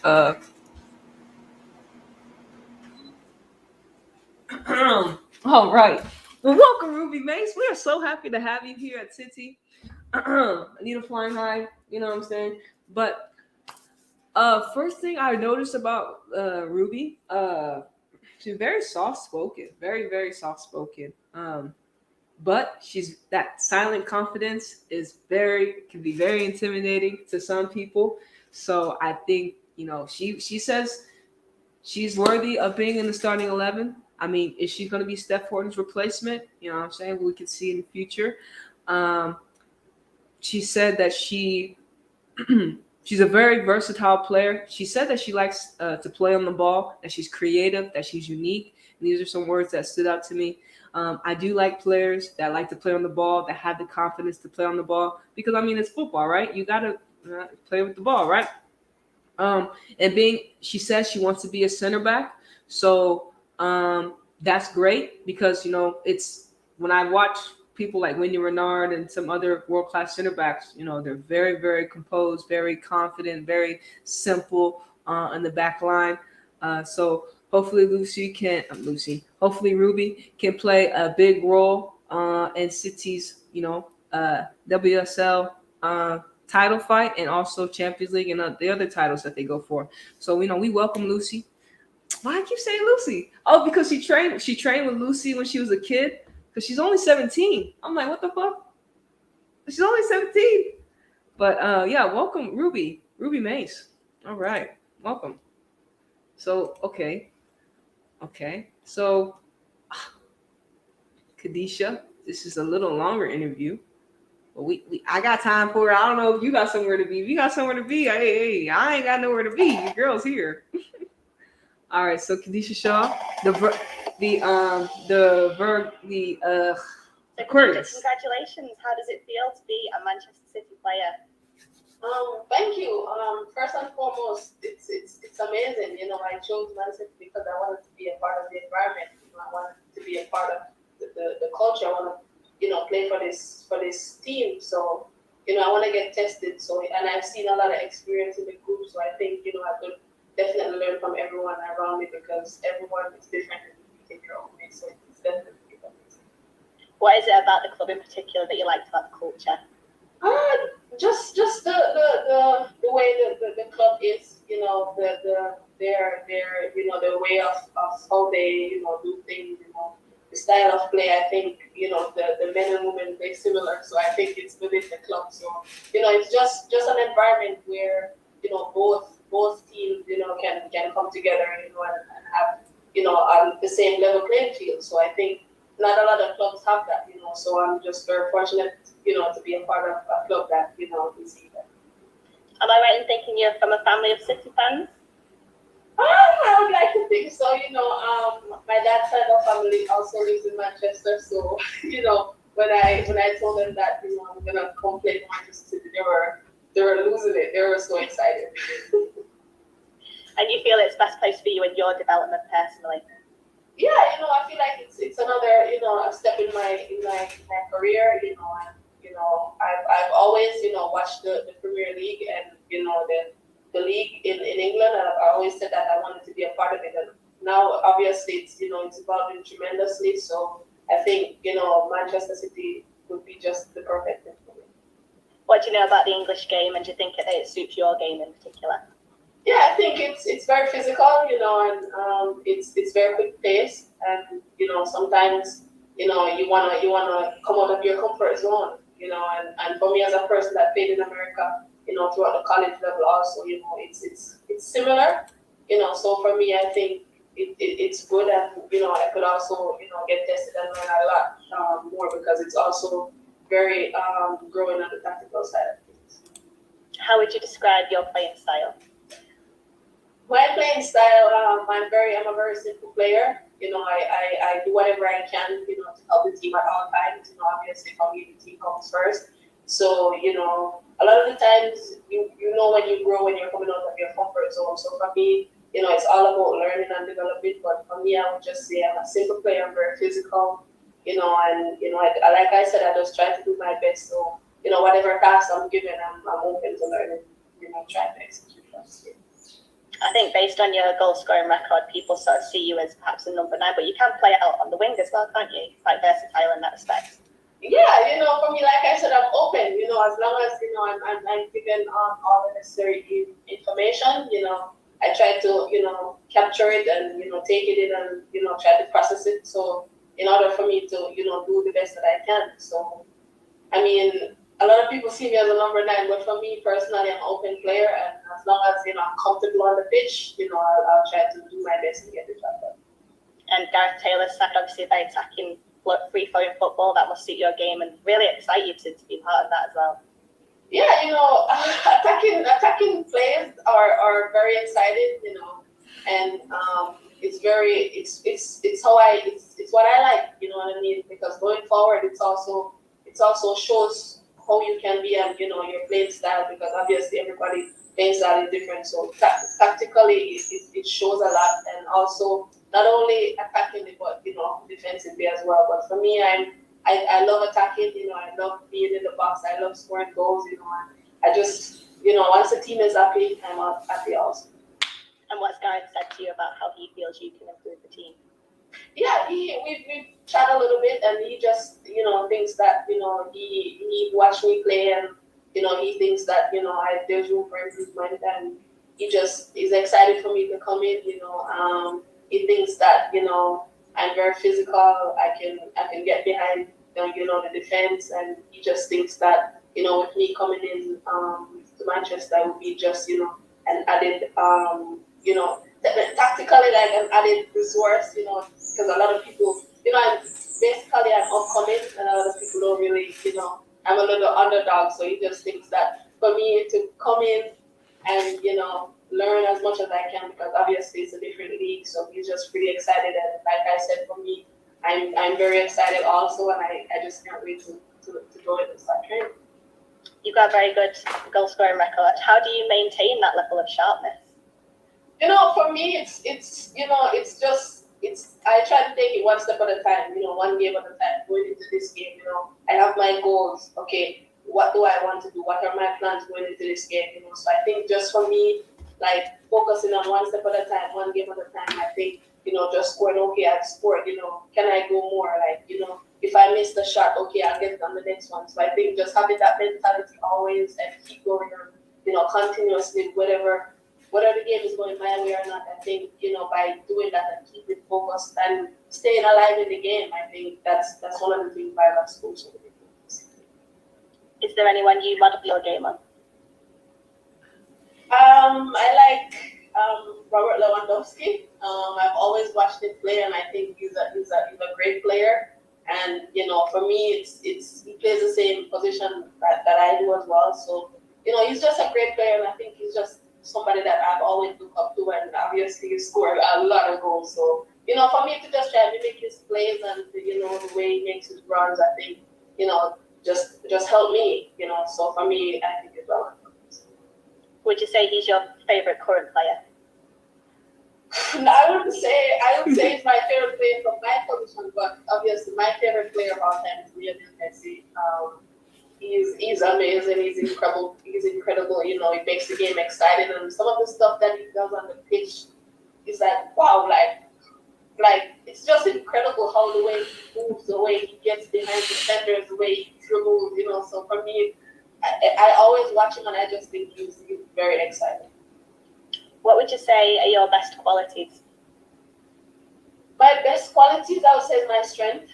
I try to use that to my advantage, and I think obviously I also want to improve on my strength, as I go along. So I would say my best quality is my strength, my physicality. What are you like off the pitch? I like a lot of stuff. I like food.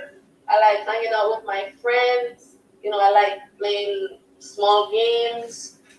Whether that be table tennis or cards, and stuff like that. But for me, I'm a very open and simple person. So whatever that's presented to me, I'm open and willing to learn what it is. And how would you describe your personality?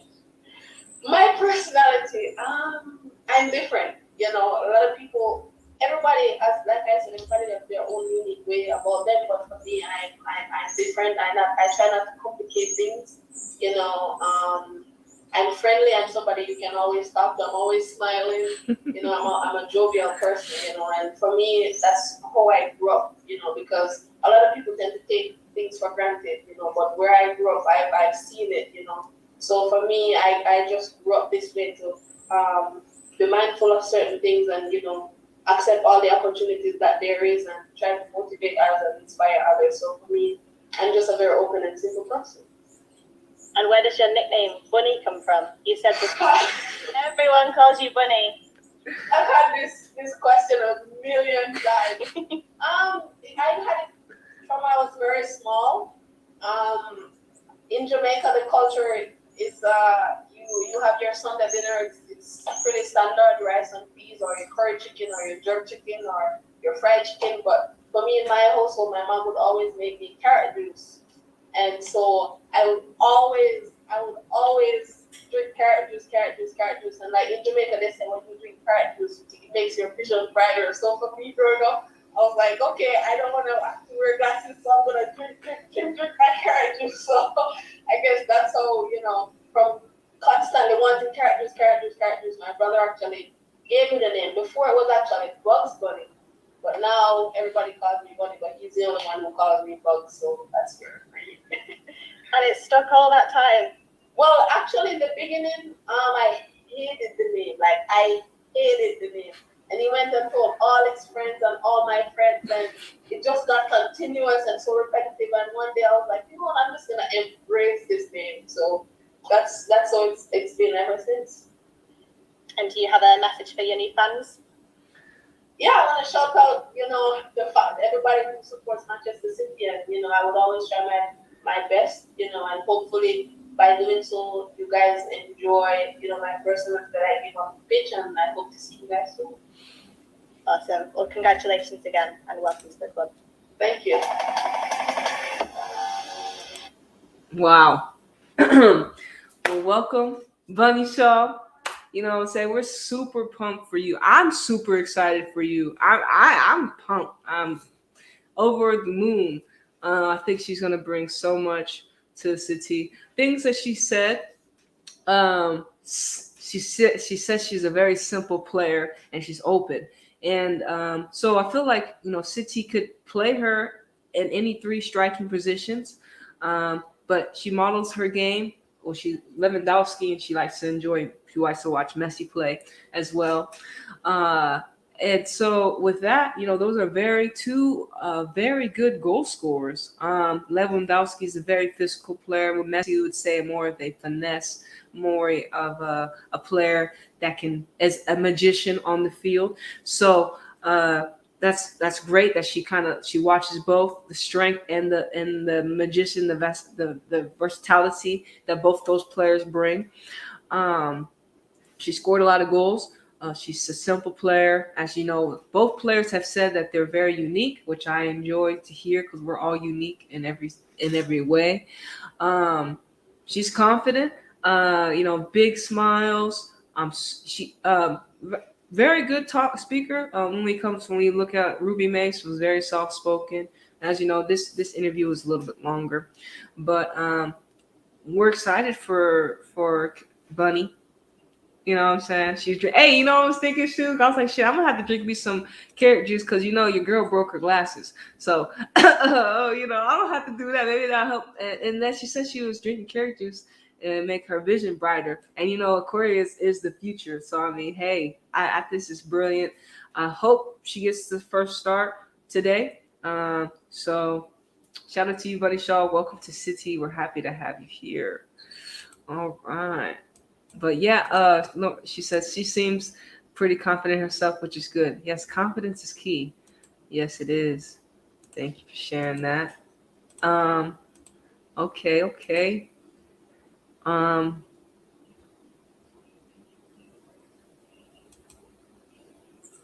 All right. Let's go to.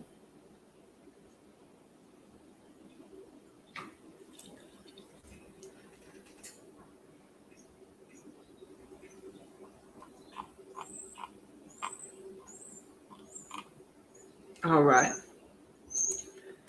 Vicky. is next.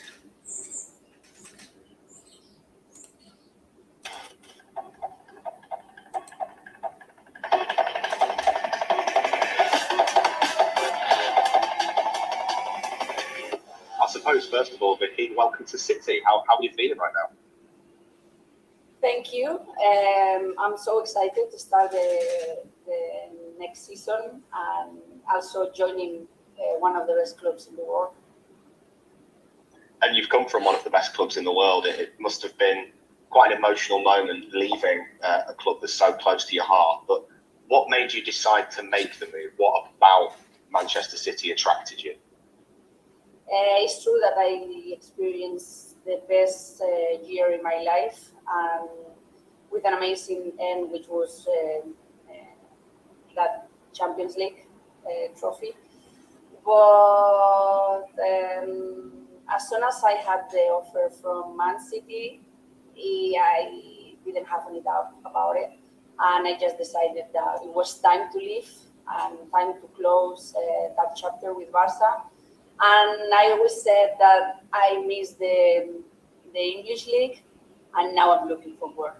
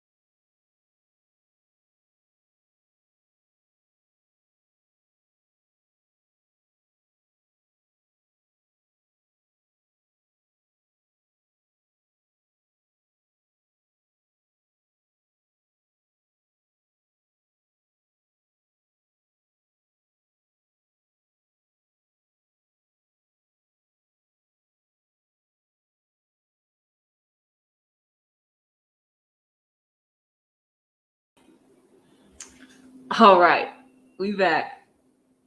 What to say, yo? The internet on the jeez, internet kind of. I don't know why. We were going fine. I don't know why I want to test and not do all this extra stuff. Let me see something.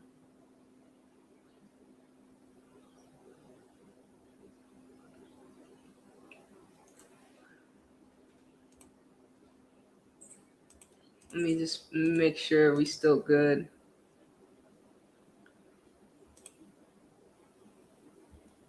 Okay.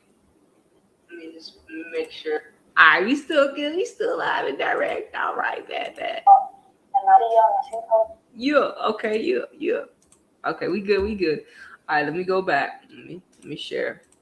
They just interrupted. Vicky. All right, let's just rehab. The English League, and now I'm looking forward to go back there. Yeah, well, as you say, you mentioned All you right. played in the WSL before with Arsenal. You were much more of an attacking player in your Arsenal days, but then with Barcelona, you've kind of dropped into a more defensive role. What do you think is your best game, or do you think you can play in any position out there in the field? I joined Arsenal when I was 24, so I think now after 7 years, I feel more mature with more experience in my boots.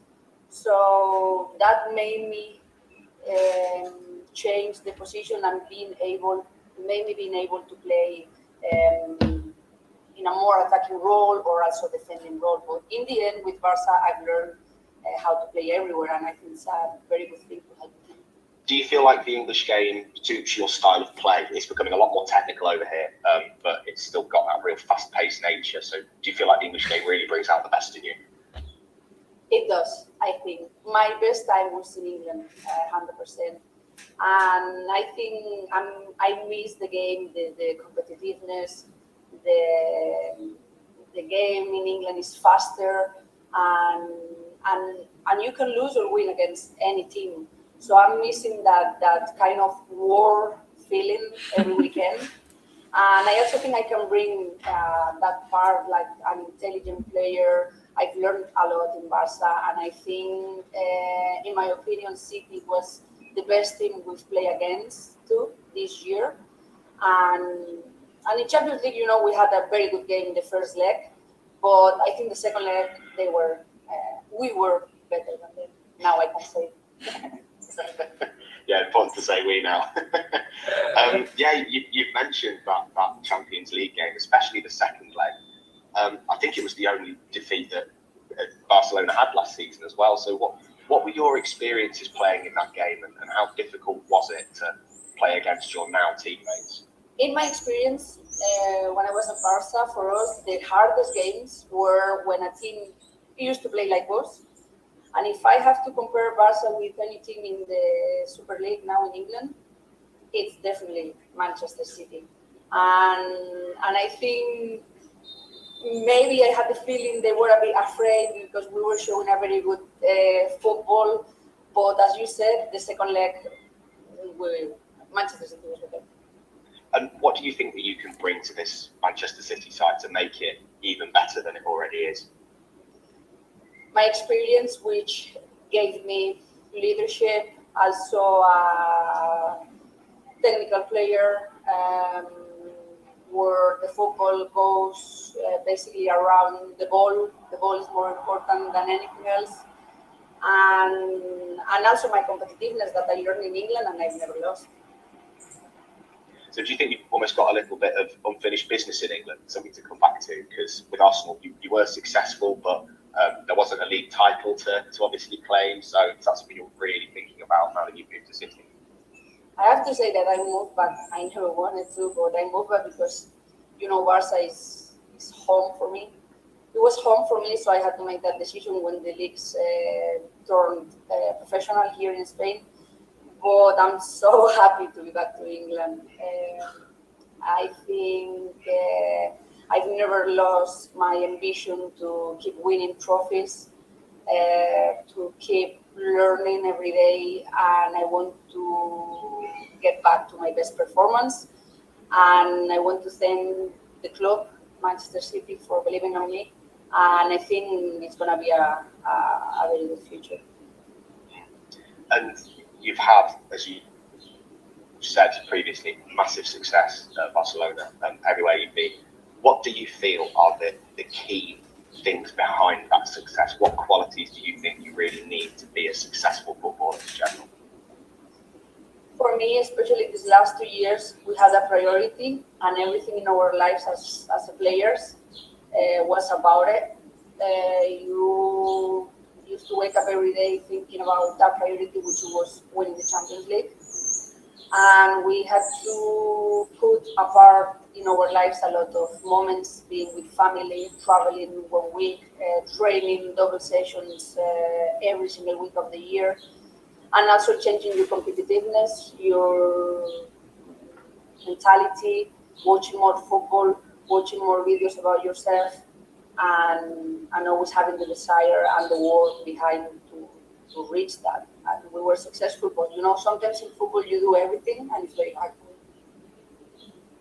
No, of course. And how do you keep that drive as well? I know you've mentioned that having ambition and having that motivation to keep going, even though you've achieved so much. How do you maintain that, and how do you then push on to be a better player yourself? I think the women's game has improved a lot, and now having better conditions, it makes me feel even more happy and more thankful to take advantage of this and never stop training, never stop getting better, learning. And especially after this year that I won everything, because I was looking for everything, it starts a new chapter for me that now what can I do? So I think this move to Manchester City is the best that could happen to me after my last year with Barca, and hopefully we can win more trophies next year. Have you had a chance to speak to Gareth or any of the players yet to sort of get to know them and everything? I have, but the league finished here very late. So I was looking forward to this last game last Sunday with my goodbye with Barca and change my mentality and think about this. And I'm looking forward to go back there and speak with Gareth. I think he likes the same style of football that I've been playing for the last years. But I have to adapt to the club. I want to go earlier, meet the people, the workers, everybody. And I think it's nice also to live the everyday of football.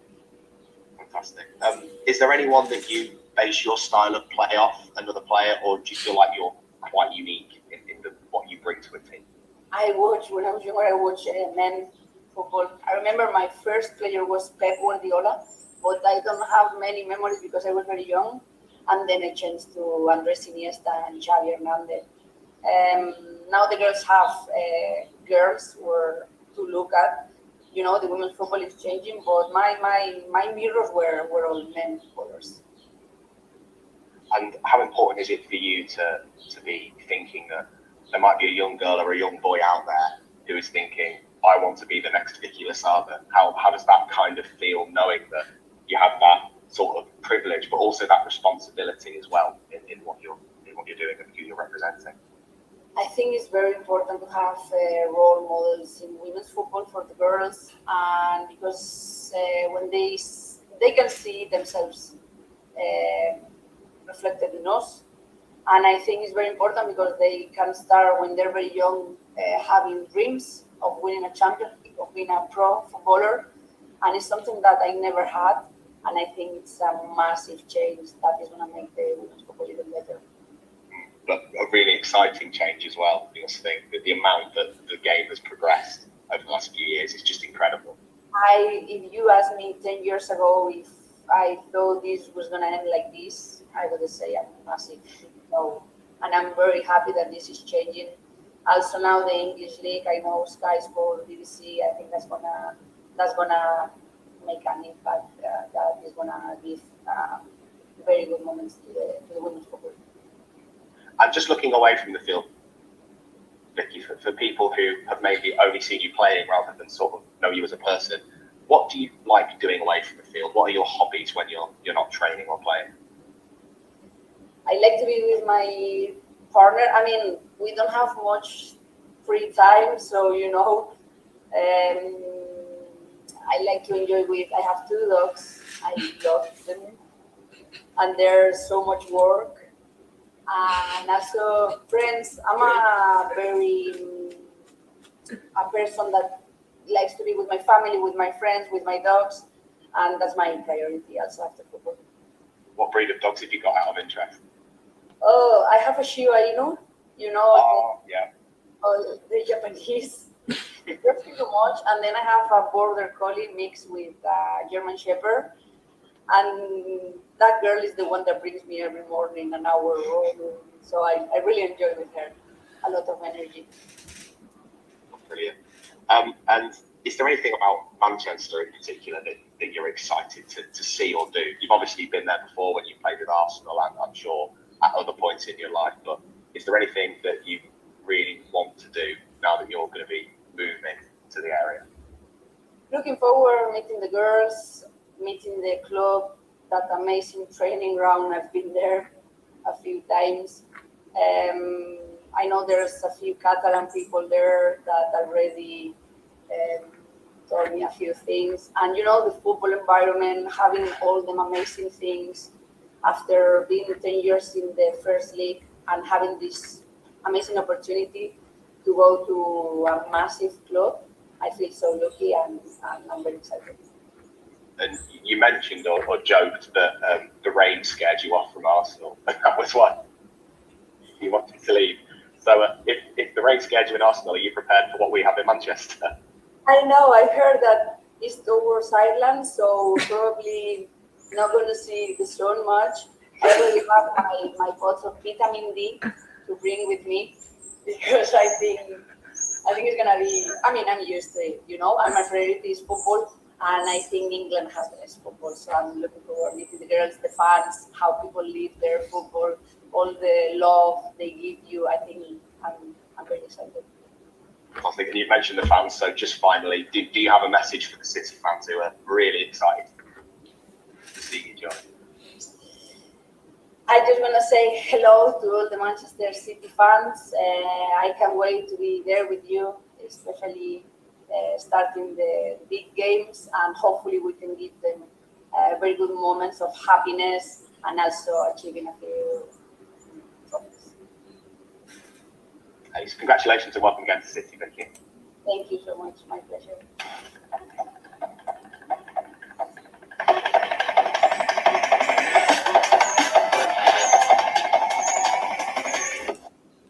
Well, welcome, Vicky. Vicky, we're super pumped for you. Super to have you here at City. She's won it all. She's won it all. So it's nothing really she's here. Nothing really she can't say that she hasn't won. She's the one thing that kind of stood out to me is that she got warrior spirit. She wants to come back. She's a Pisces as well. So is Garrett. So she wanted to come back to that competitive nature every weekend. And as you know, last year Barca dominated their whole season, the whole league, the whole Champions League. Not the whole Champions League, but they won everything, yeah. And so she felt like City is the future. And we think about the top teams. City have a lot of resources. But yeah, she said that the warrior spirit is something that stood out to me, that she wanted to compete again, and she thought City was the best opportunity for her. And when it comes to her play, she says her leadership. So because Vicky is not she's like, I think she's 30. So she's leadership. And what else did she say? But she said a lot. But we're happy to have Vicky. I think I really didn't get to see too much of her in Barca. She did wear the number 6, so it's something that we do share. She number 6 jersey. Oh yeah, so she modeled her game after. She said Pep, right? And then she said Xavi and Iniesta. And those are also some midfield magicians in the realm of football, in the realm of sports. But also, I like that she said about the reflection, about her role models were her mirrors in football were the boys, and now that the girls that are upcoming and playing football have mirrors like her, like Vicky. And I think that's a great way to put it. And also they inspire me as well. Even though I don't professionally play football, but they continue to inspire me to do videos like these. You know what I'm saying, to show gratitude, and also that we are mirrors of each other in every aspect. Uh, in anything that you do, you want to be the best you can be. So when people do look at you, you can be the greatest reflection of what they have within themselves. And so that's something that also stood up to me. So Vicky, we're really happy to have you here at City, and we'll see what you can bring. Help City, get some titles. Hopefully City can win the league. All right. Almost done. I think we have 2 more players.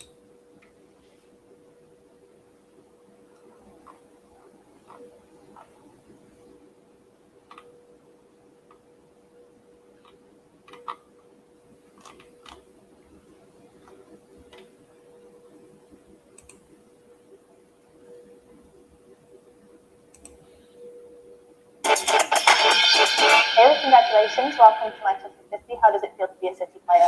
Thanks very much. It feels amazing. I'm just so excited to be here and be at this big club. What was it that attracted you? Obviously, I played in England last season. I really like the WSL. I think it's a tough competitive league. And obviously, City are up there competing for trophies, playing in the Champions League. And when I got a call from Gareth, that was an opportunity that I couldn't turn down. And you feel that City suits your game personally as well? Yeah, definitely. I see the way the Wingers play here. Very fast, aggressive style of play. I like that, and I feel like I can fit in well into this team. What did Gareth think you when he called you? I actually just got a call from my agents, to see if I could speak with the manager, and I did so, and he basically just told me a lot about the club. For me, it was a lot of learning to know about the style of play, the environment, the team. So he spoke very highly of the club and the facilities, the staff, and it was definitely a place I wanted to be. And you played against City. What were your impressions at that time? Yeah, a really top team. City are always so tough to play against, as anybody would say.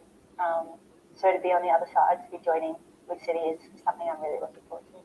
Happy to be playing with the players instead of against them? Yeah, definitely. Like I said, they're always so tough to play against, so I'm glad to be on this side. Anyone in particular that you're excited to work with? I've played against Lucy Bronze a lot, so I think it'll be nice to be on this side, playing with her and potentially playing in front of her as well. For anyone that might not have seen you play, what is your playing style? I think I'm a bit of a fighter, quite aggressive, fast paced. I like to attack a lot. I'm obviously a winger. I've been playing as a fullback as of recently, so I think I can be versatile as well. Anything that you'd actually like to improve on while you're here?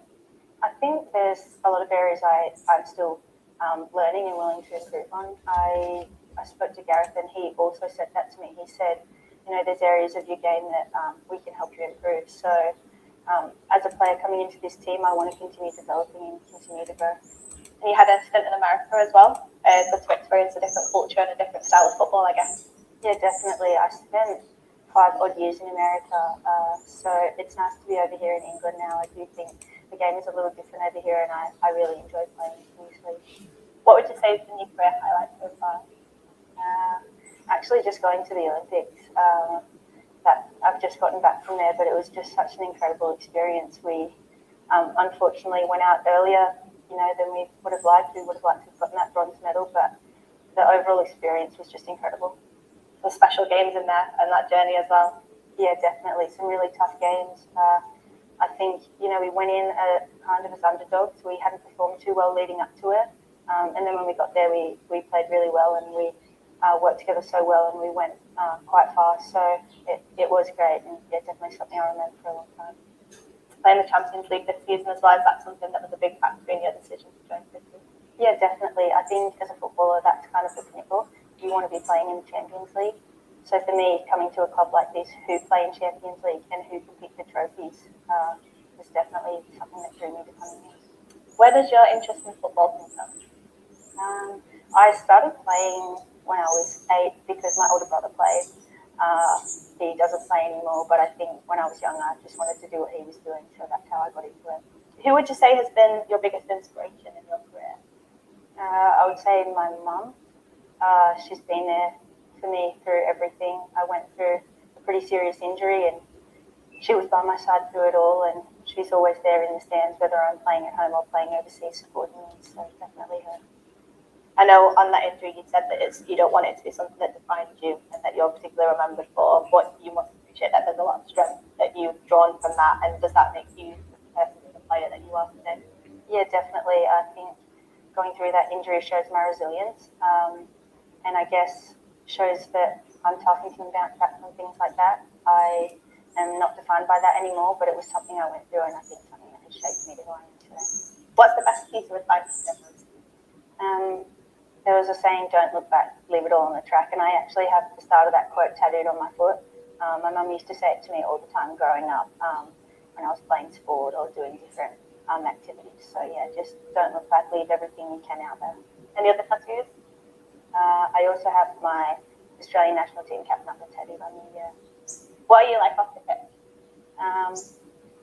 Pretty fun, bubbly. I do like my own time too, but definitely just a family person. I love being around my family and spending time at home. Any other hobbies outside football?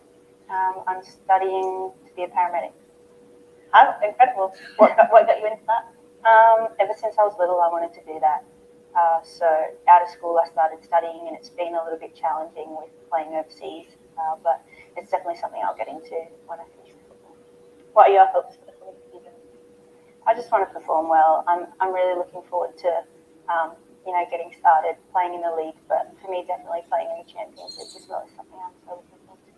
What do you think this club's missing? A lot. No, I know it's a really big club, and you see how close they got last year. I think this club can win the title. I think this club can compete in the Champions League.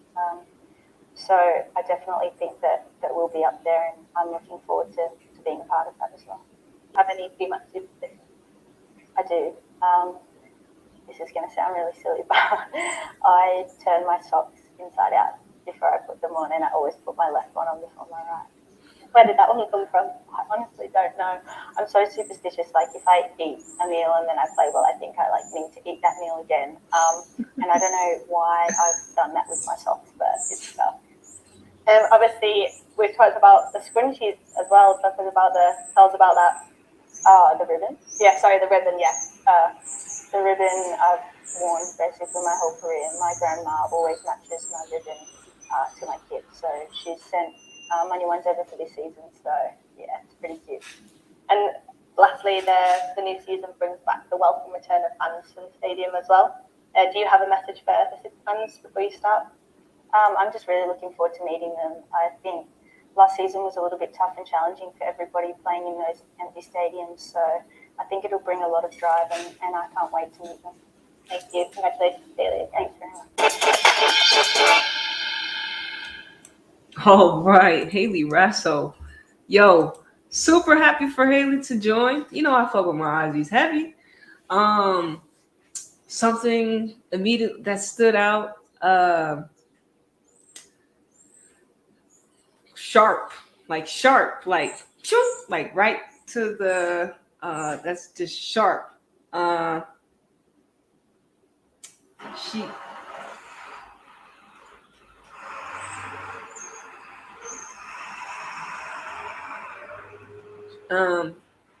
She of course is playing in England already, and her inspiration was her mom, and I think she so far her players, the very homebody Haley Rasso.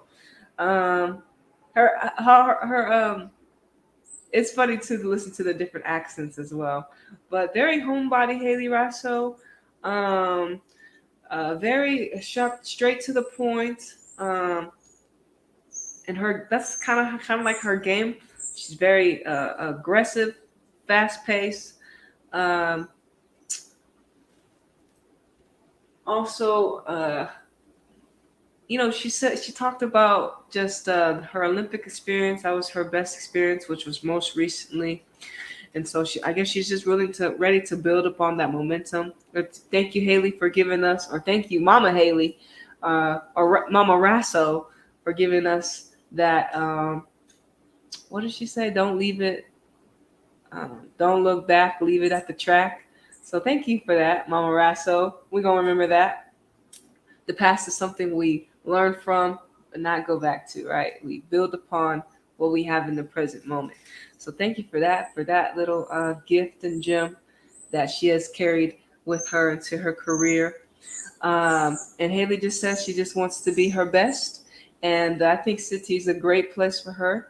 And we're going to see what type of game she's able to bring for City. Also, she wants to play in Champions League.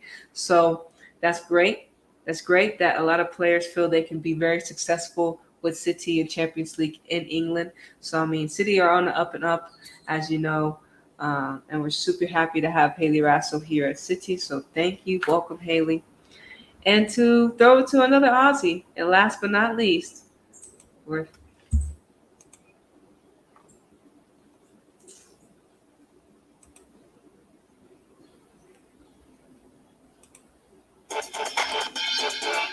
Alana, congratulations on your move. Welcome to Manchester City. How does it feel to be a City player? Super exciting. Obviously, it's an amazing club. So I'm just honored to be a part of it. What was it that attracted you to City? I think for me, well, obviously, just the brand is amazing across the globe, but also I think just the style of football that's played here will hopefully suit me as well. Or hopefully I can, help the team in that way. But yeah, I think that's what attracts me to it mostly, is just the brand of football that they play here. It's obviously amazing to watch. And you played against City in the past. What were your impressions of the club playing against them?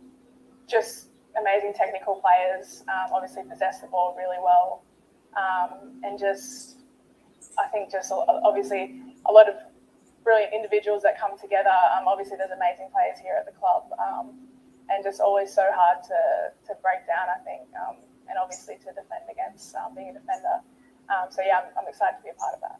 Looking forward to playing with them instead of against them, I'm sure. Exactly that, yeah. And some familiar faces in the squad as well?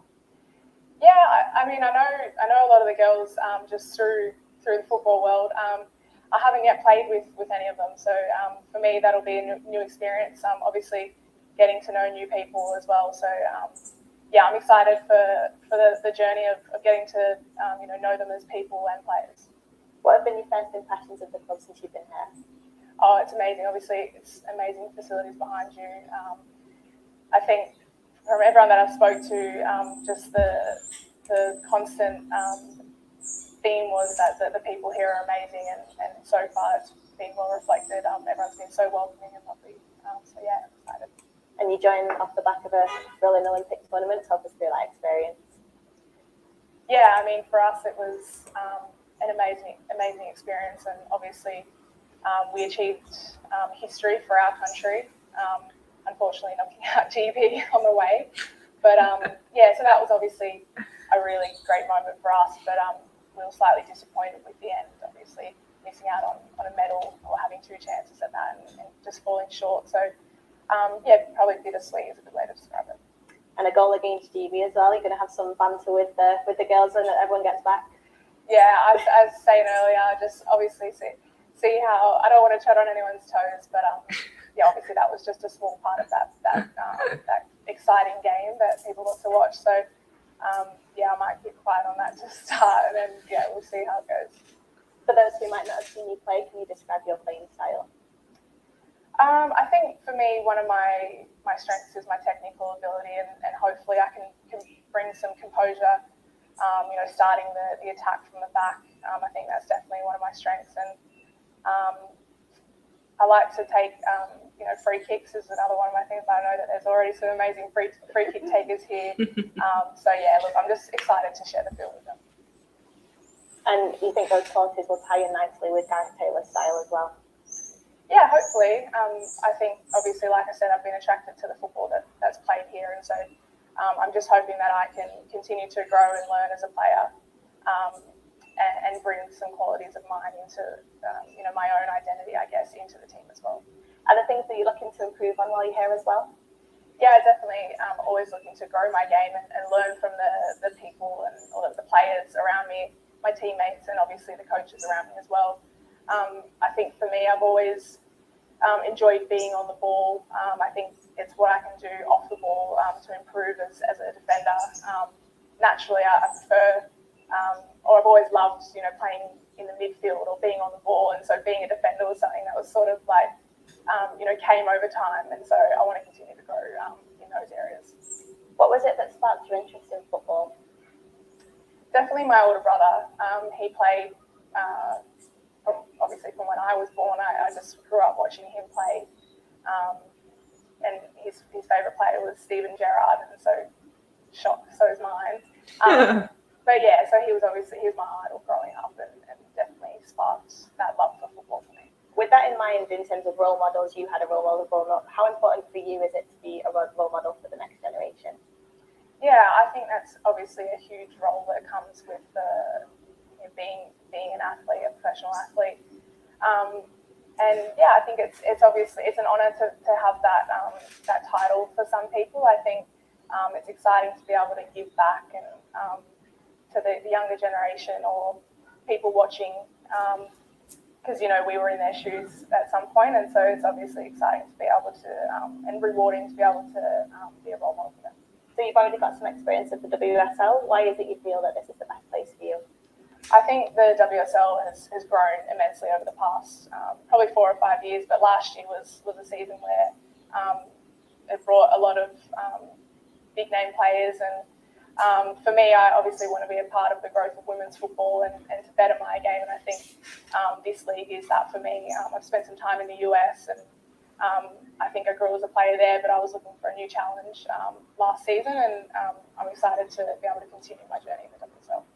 And the chance to have an opportunity to play in the Champions League as well, is that something that was a big factor in your decision to join?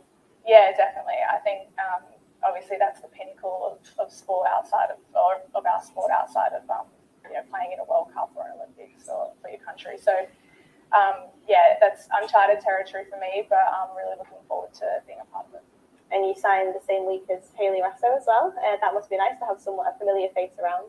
Yeah, definitely. Ras and I are good friends, so when I told her the news, she was excited, and I already knew she was heading here, so it was exciting for us to be able to have a friendly and familiar face around. But yeah, I'm looking forward to playing with her again. What do you think the club can achieve this year?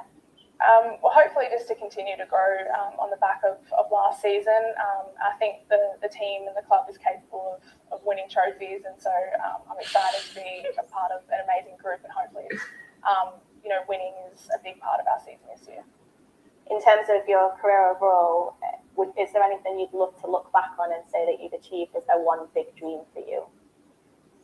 Yeah, I think, especially in terms of clubland, I would love to win a Champions League trophy.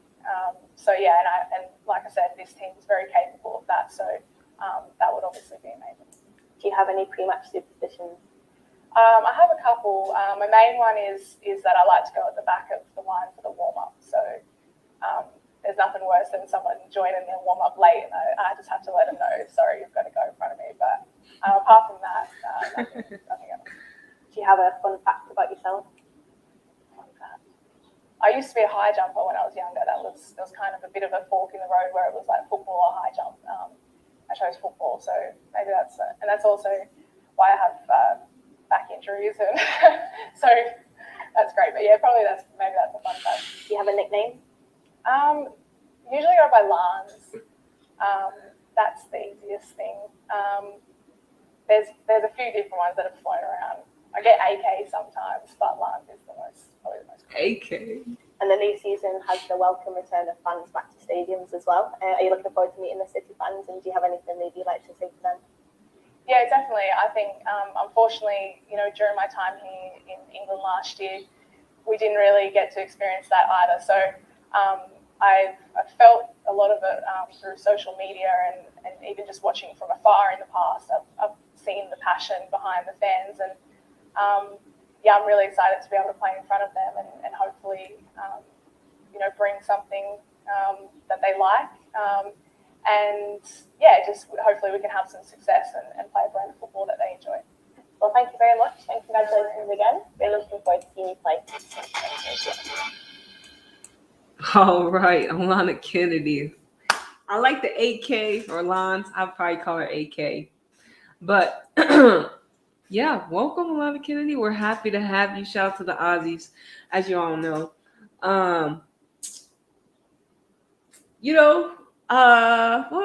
Something.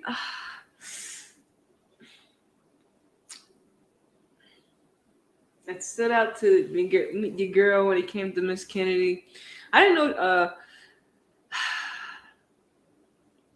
I mean, I like her vibe. Pretty chill. Pretty. I mean, really don't know too much about the woman. I'm trying to think if anything kind of like stood out to me. She's cool, calm, collected. Cool, calm, collected. I feel she said I guess her game is what sparks me. She feels she's a tactical, and she wants to help start the play in the back from the back, which is something we're going to be looking for. She feels like that's something of her strong suit. So I guess it's more of her playing style that kind of was more highlighted in this interview for me and aspects to Miss Alana Kennedy. But also, she's just ready. They're ready to play Champions League football, which is really good.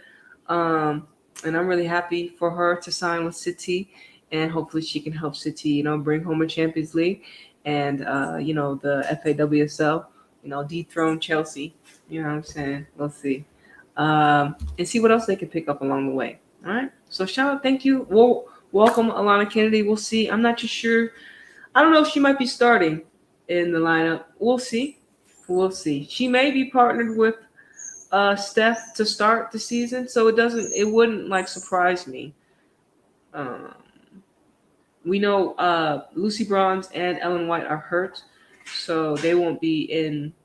I think they won't be in Spain for this match in 2 hours.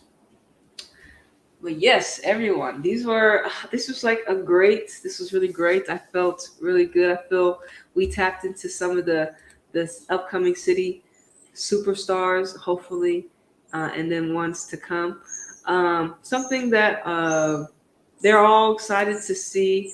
We're all excited because the having no fans or supporters in the stadium is something that did kill me all year. And also because of the spirituality behind what's going on, warfare, and I'm happy that the people can come back out in the stadiums. I don't know, based upon what we saw earlier, I don't know what restrictions there are and what they're not restrictions, but for the players and for the people that get, and also she said we have to. Us doing this is also putting us in the space of the mind, the space and in the mentality of some of these football athletes, right?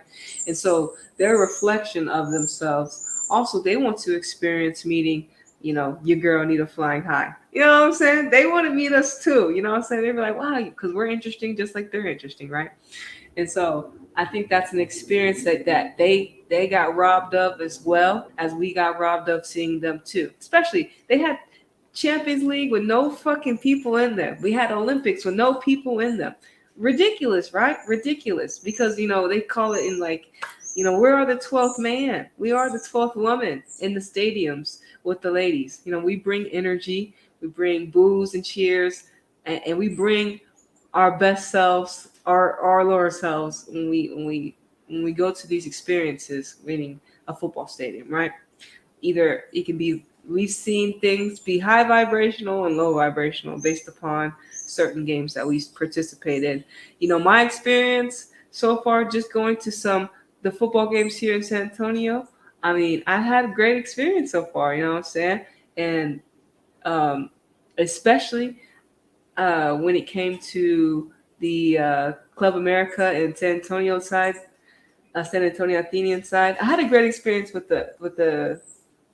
this team too as well, San Antonio FC. I had a great experience as well too, but I think we have to remind ourselves, and I had to remind myself that, you know, they did get robbed of that experience with us as well, because we're all healing each other in any way as well. And we have to remember to be at an equilibrium, because we want to care a lot for the players, and, you know, we appreciate what they do, but also, you know, we don't know them. You don't know me. I don't know you. And we just have to maintain equilibrium. You know what I'm saying? Maintain equilibrium. Celebrate yourself more than you celebrate some of these people outside of you. But also, we can still clap for you. You know what they say? It's like, you got to watch those who don't clap for you when you winning. You know what I'm saying? I want everybody's winning. Everyone's winning. We all winning. We all supposed to win together. Shine together. Sometimes someone's going to win before you. Are you going to clap for them? Sometimes it's a test. Are you clapping for those that win before you? Huh? You better clap for those that are winning before you, because you next. If you surround yourself with people that is winning, you bound to be that next person that's going to be winning. So we got to peep game. It's all about, you know, being appreciative and being happy that someone's actually doing something with their life that is very successful, that is, you know, they feel that is that is their next best step. Because we already know our next best move's got to be our best move. You know what I'm saying? Especially if you don't live in the world that they live in the football mentality, in the football world. You know what I'm saying? But yeah, you know, guys, thank y'all for. I just want to say to everyone that does tune into your girl, I appreciate you. I thank you for watching. If you watch the replay, I appreciate you. You know, we are out here. Shout out to the Soul Group. Shout out to everyone. We are out here changing the world and changing our lives, so we can make the people that want to participate and have fun with us in our lives, you know, a better place. So we can heal humanity as a collective, and, you know, take back our power every single day, and just be aware of the warfare that is continuously being brought on us for being in this state of being that we're in. And just continue to put your armor on and know that you walk with faith and not sight. And remember that your spirituality as your individuality, and you are the individual that is, and nobody can really tell you what's best for you besides you. You know what I'm saying? And, you know, continue to build your world on the inside, so it's going to reflect on the outside. You know what I'm saying? And Mama Rasso said, you know, leave it on the don't. What did she say? She said,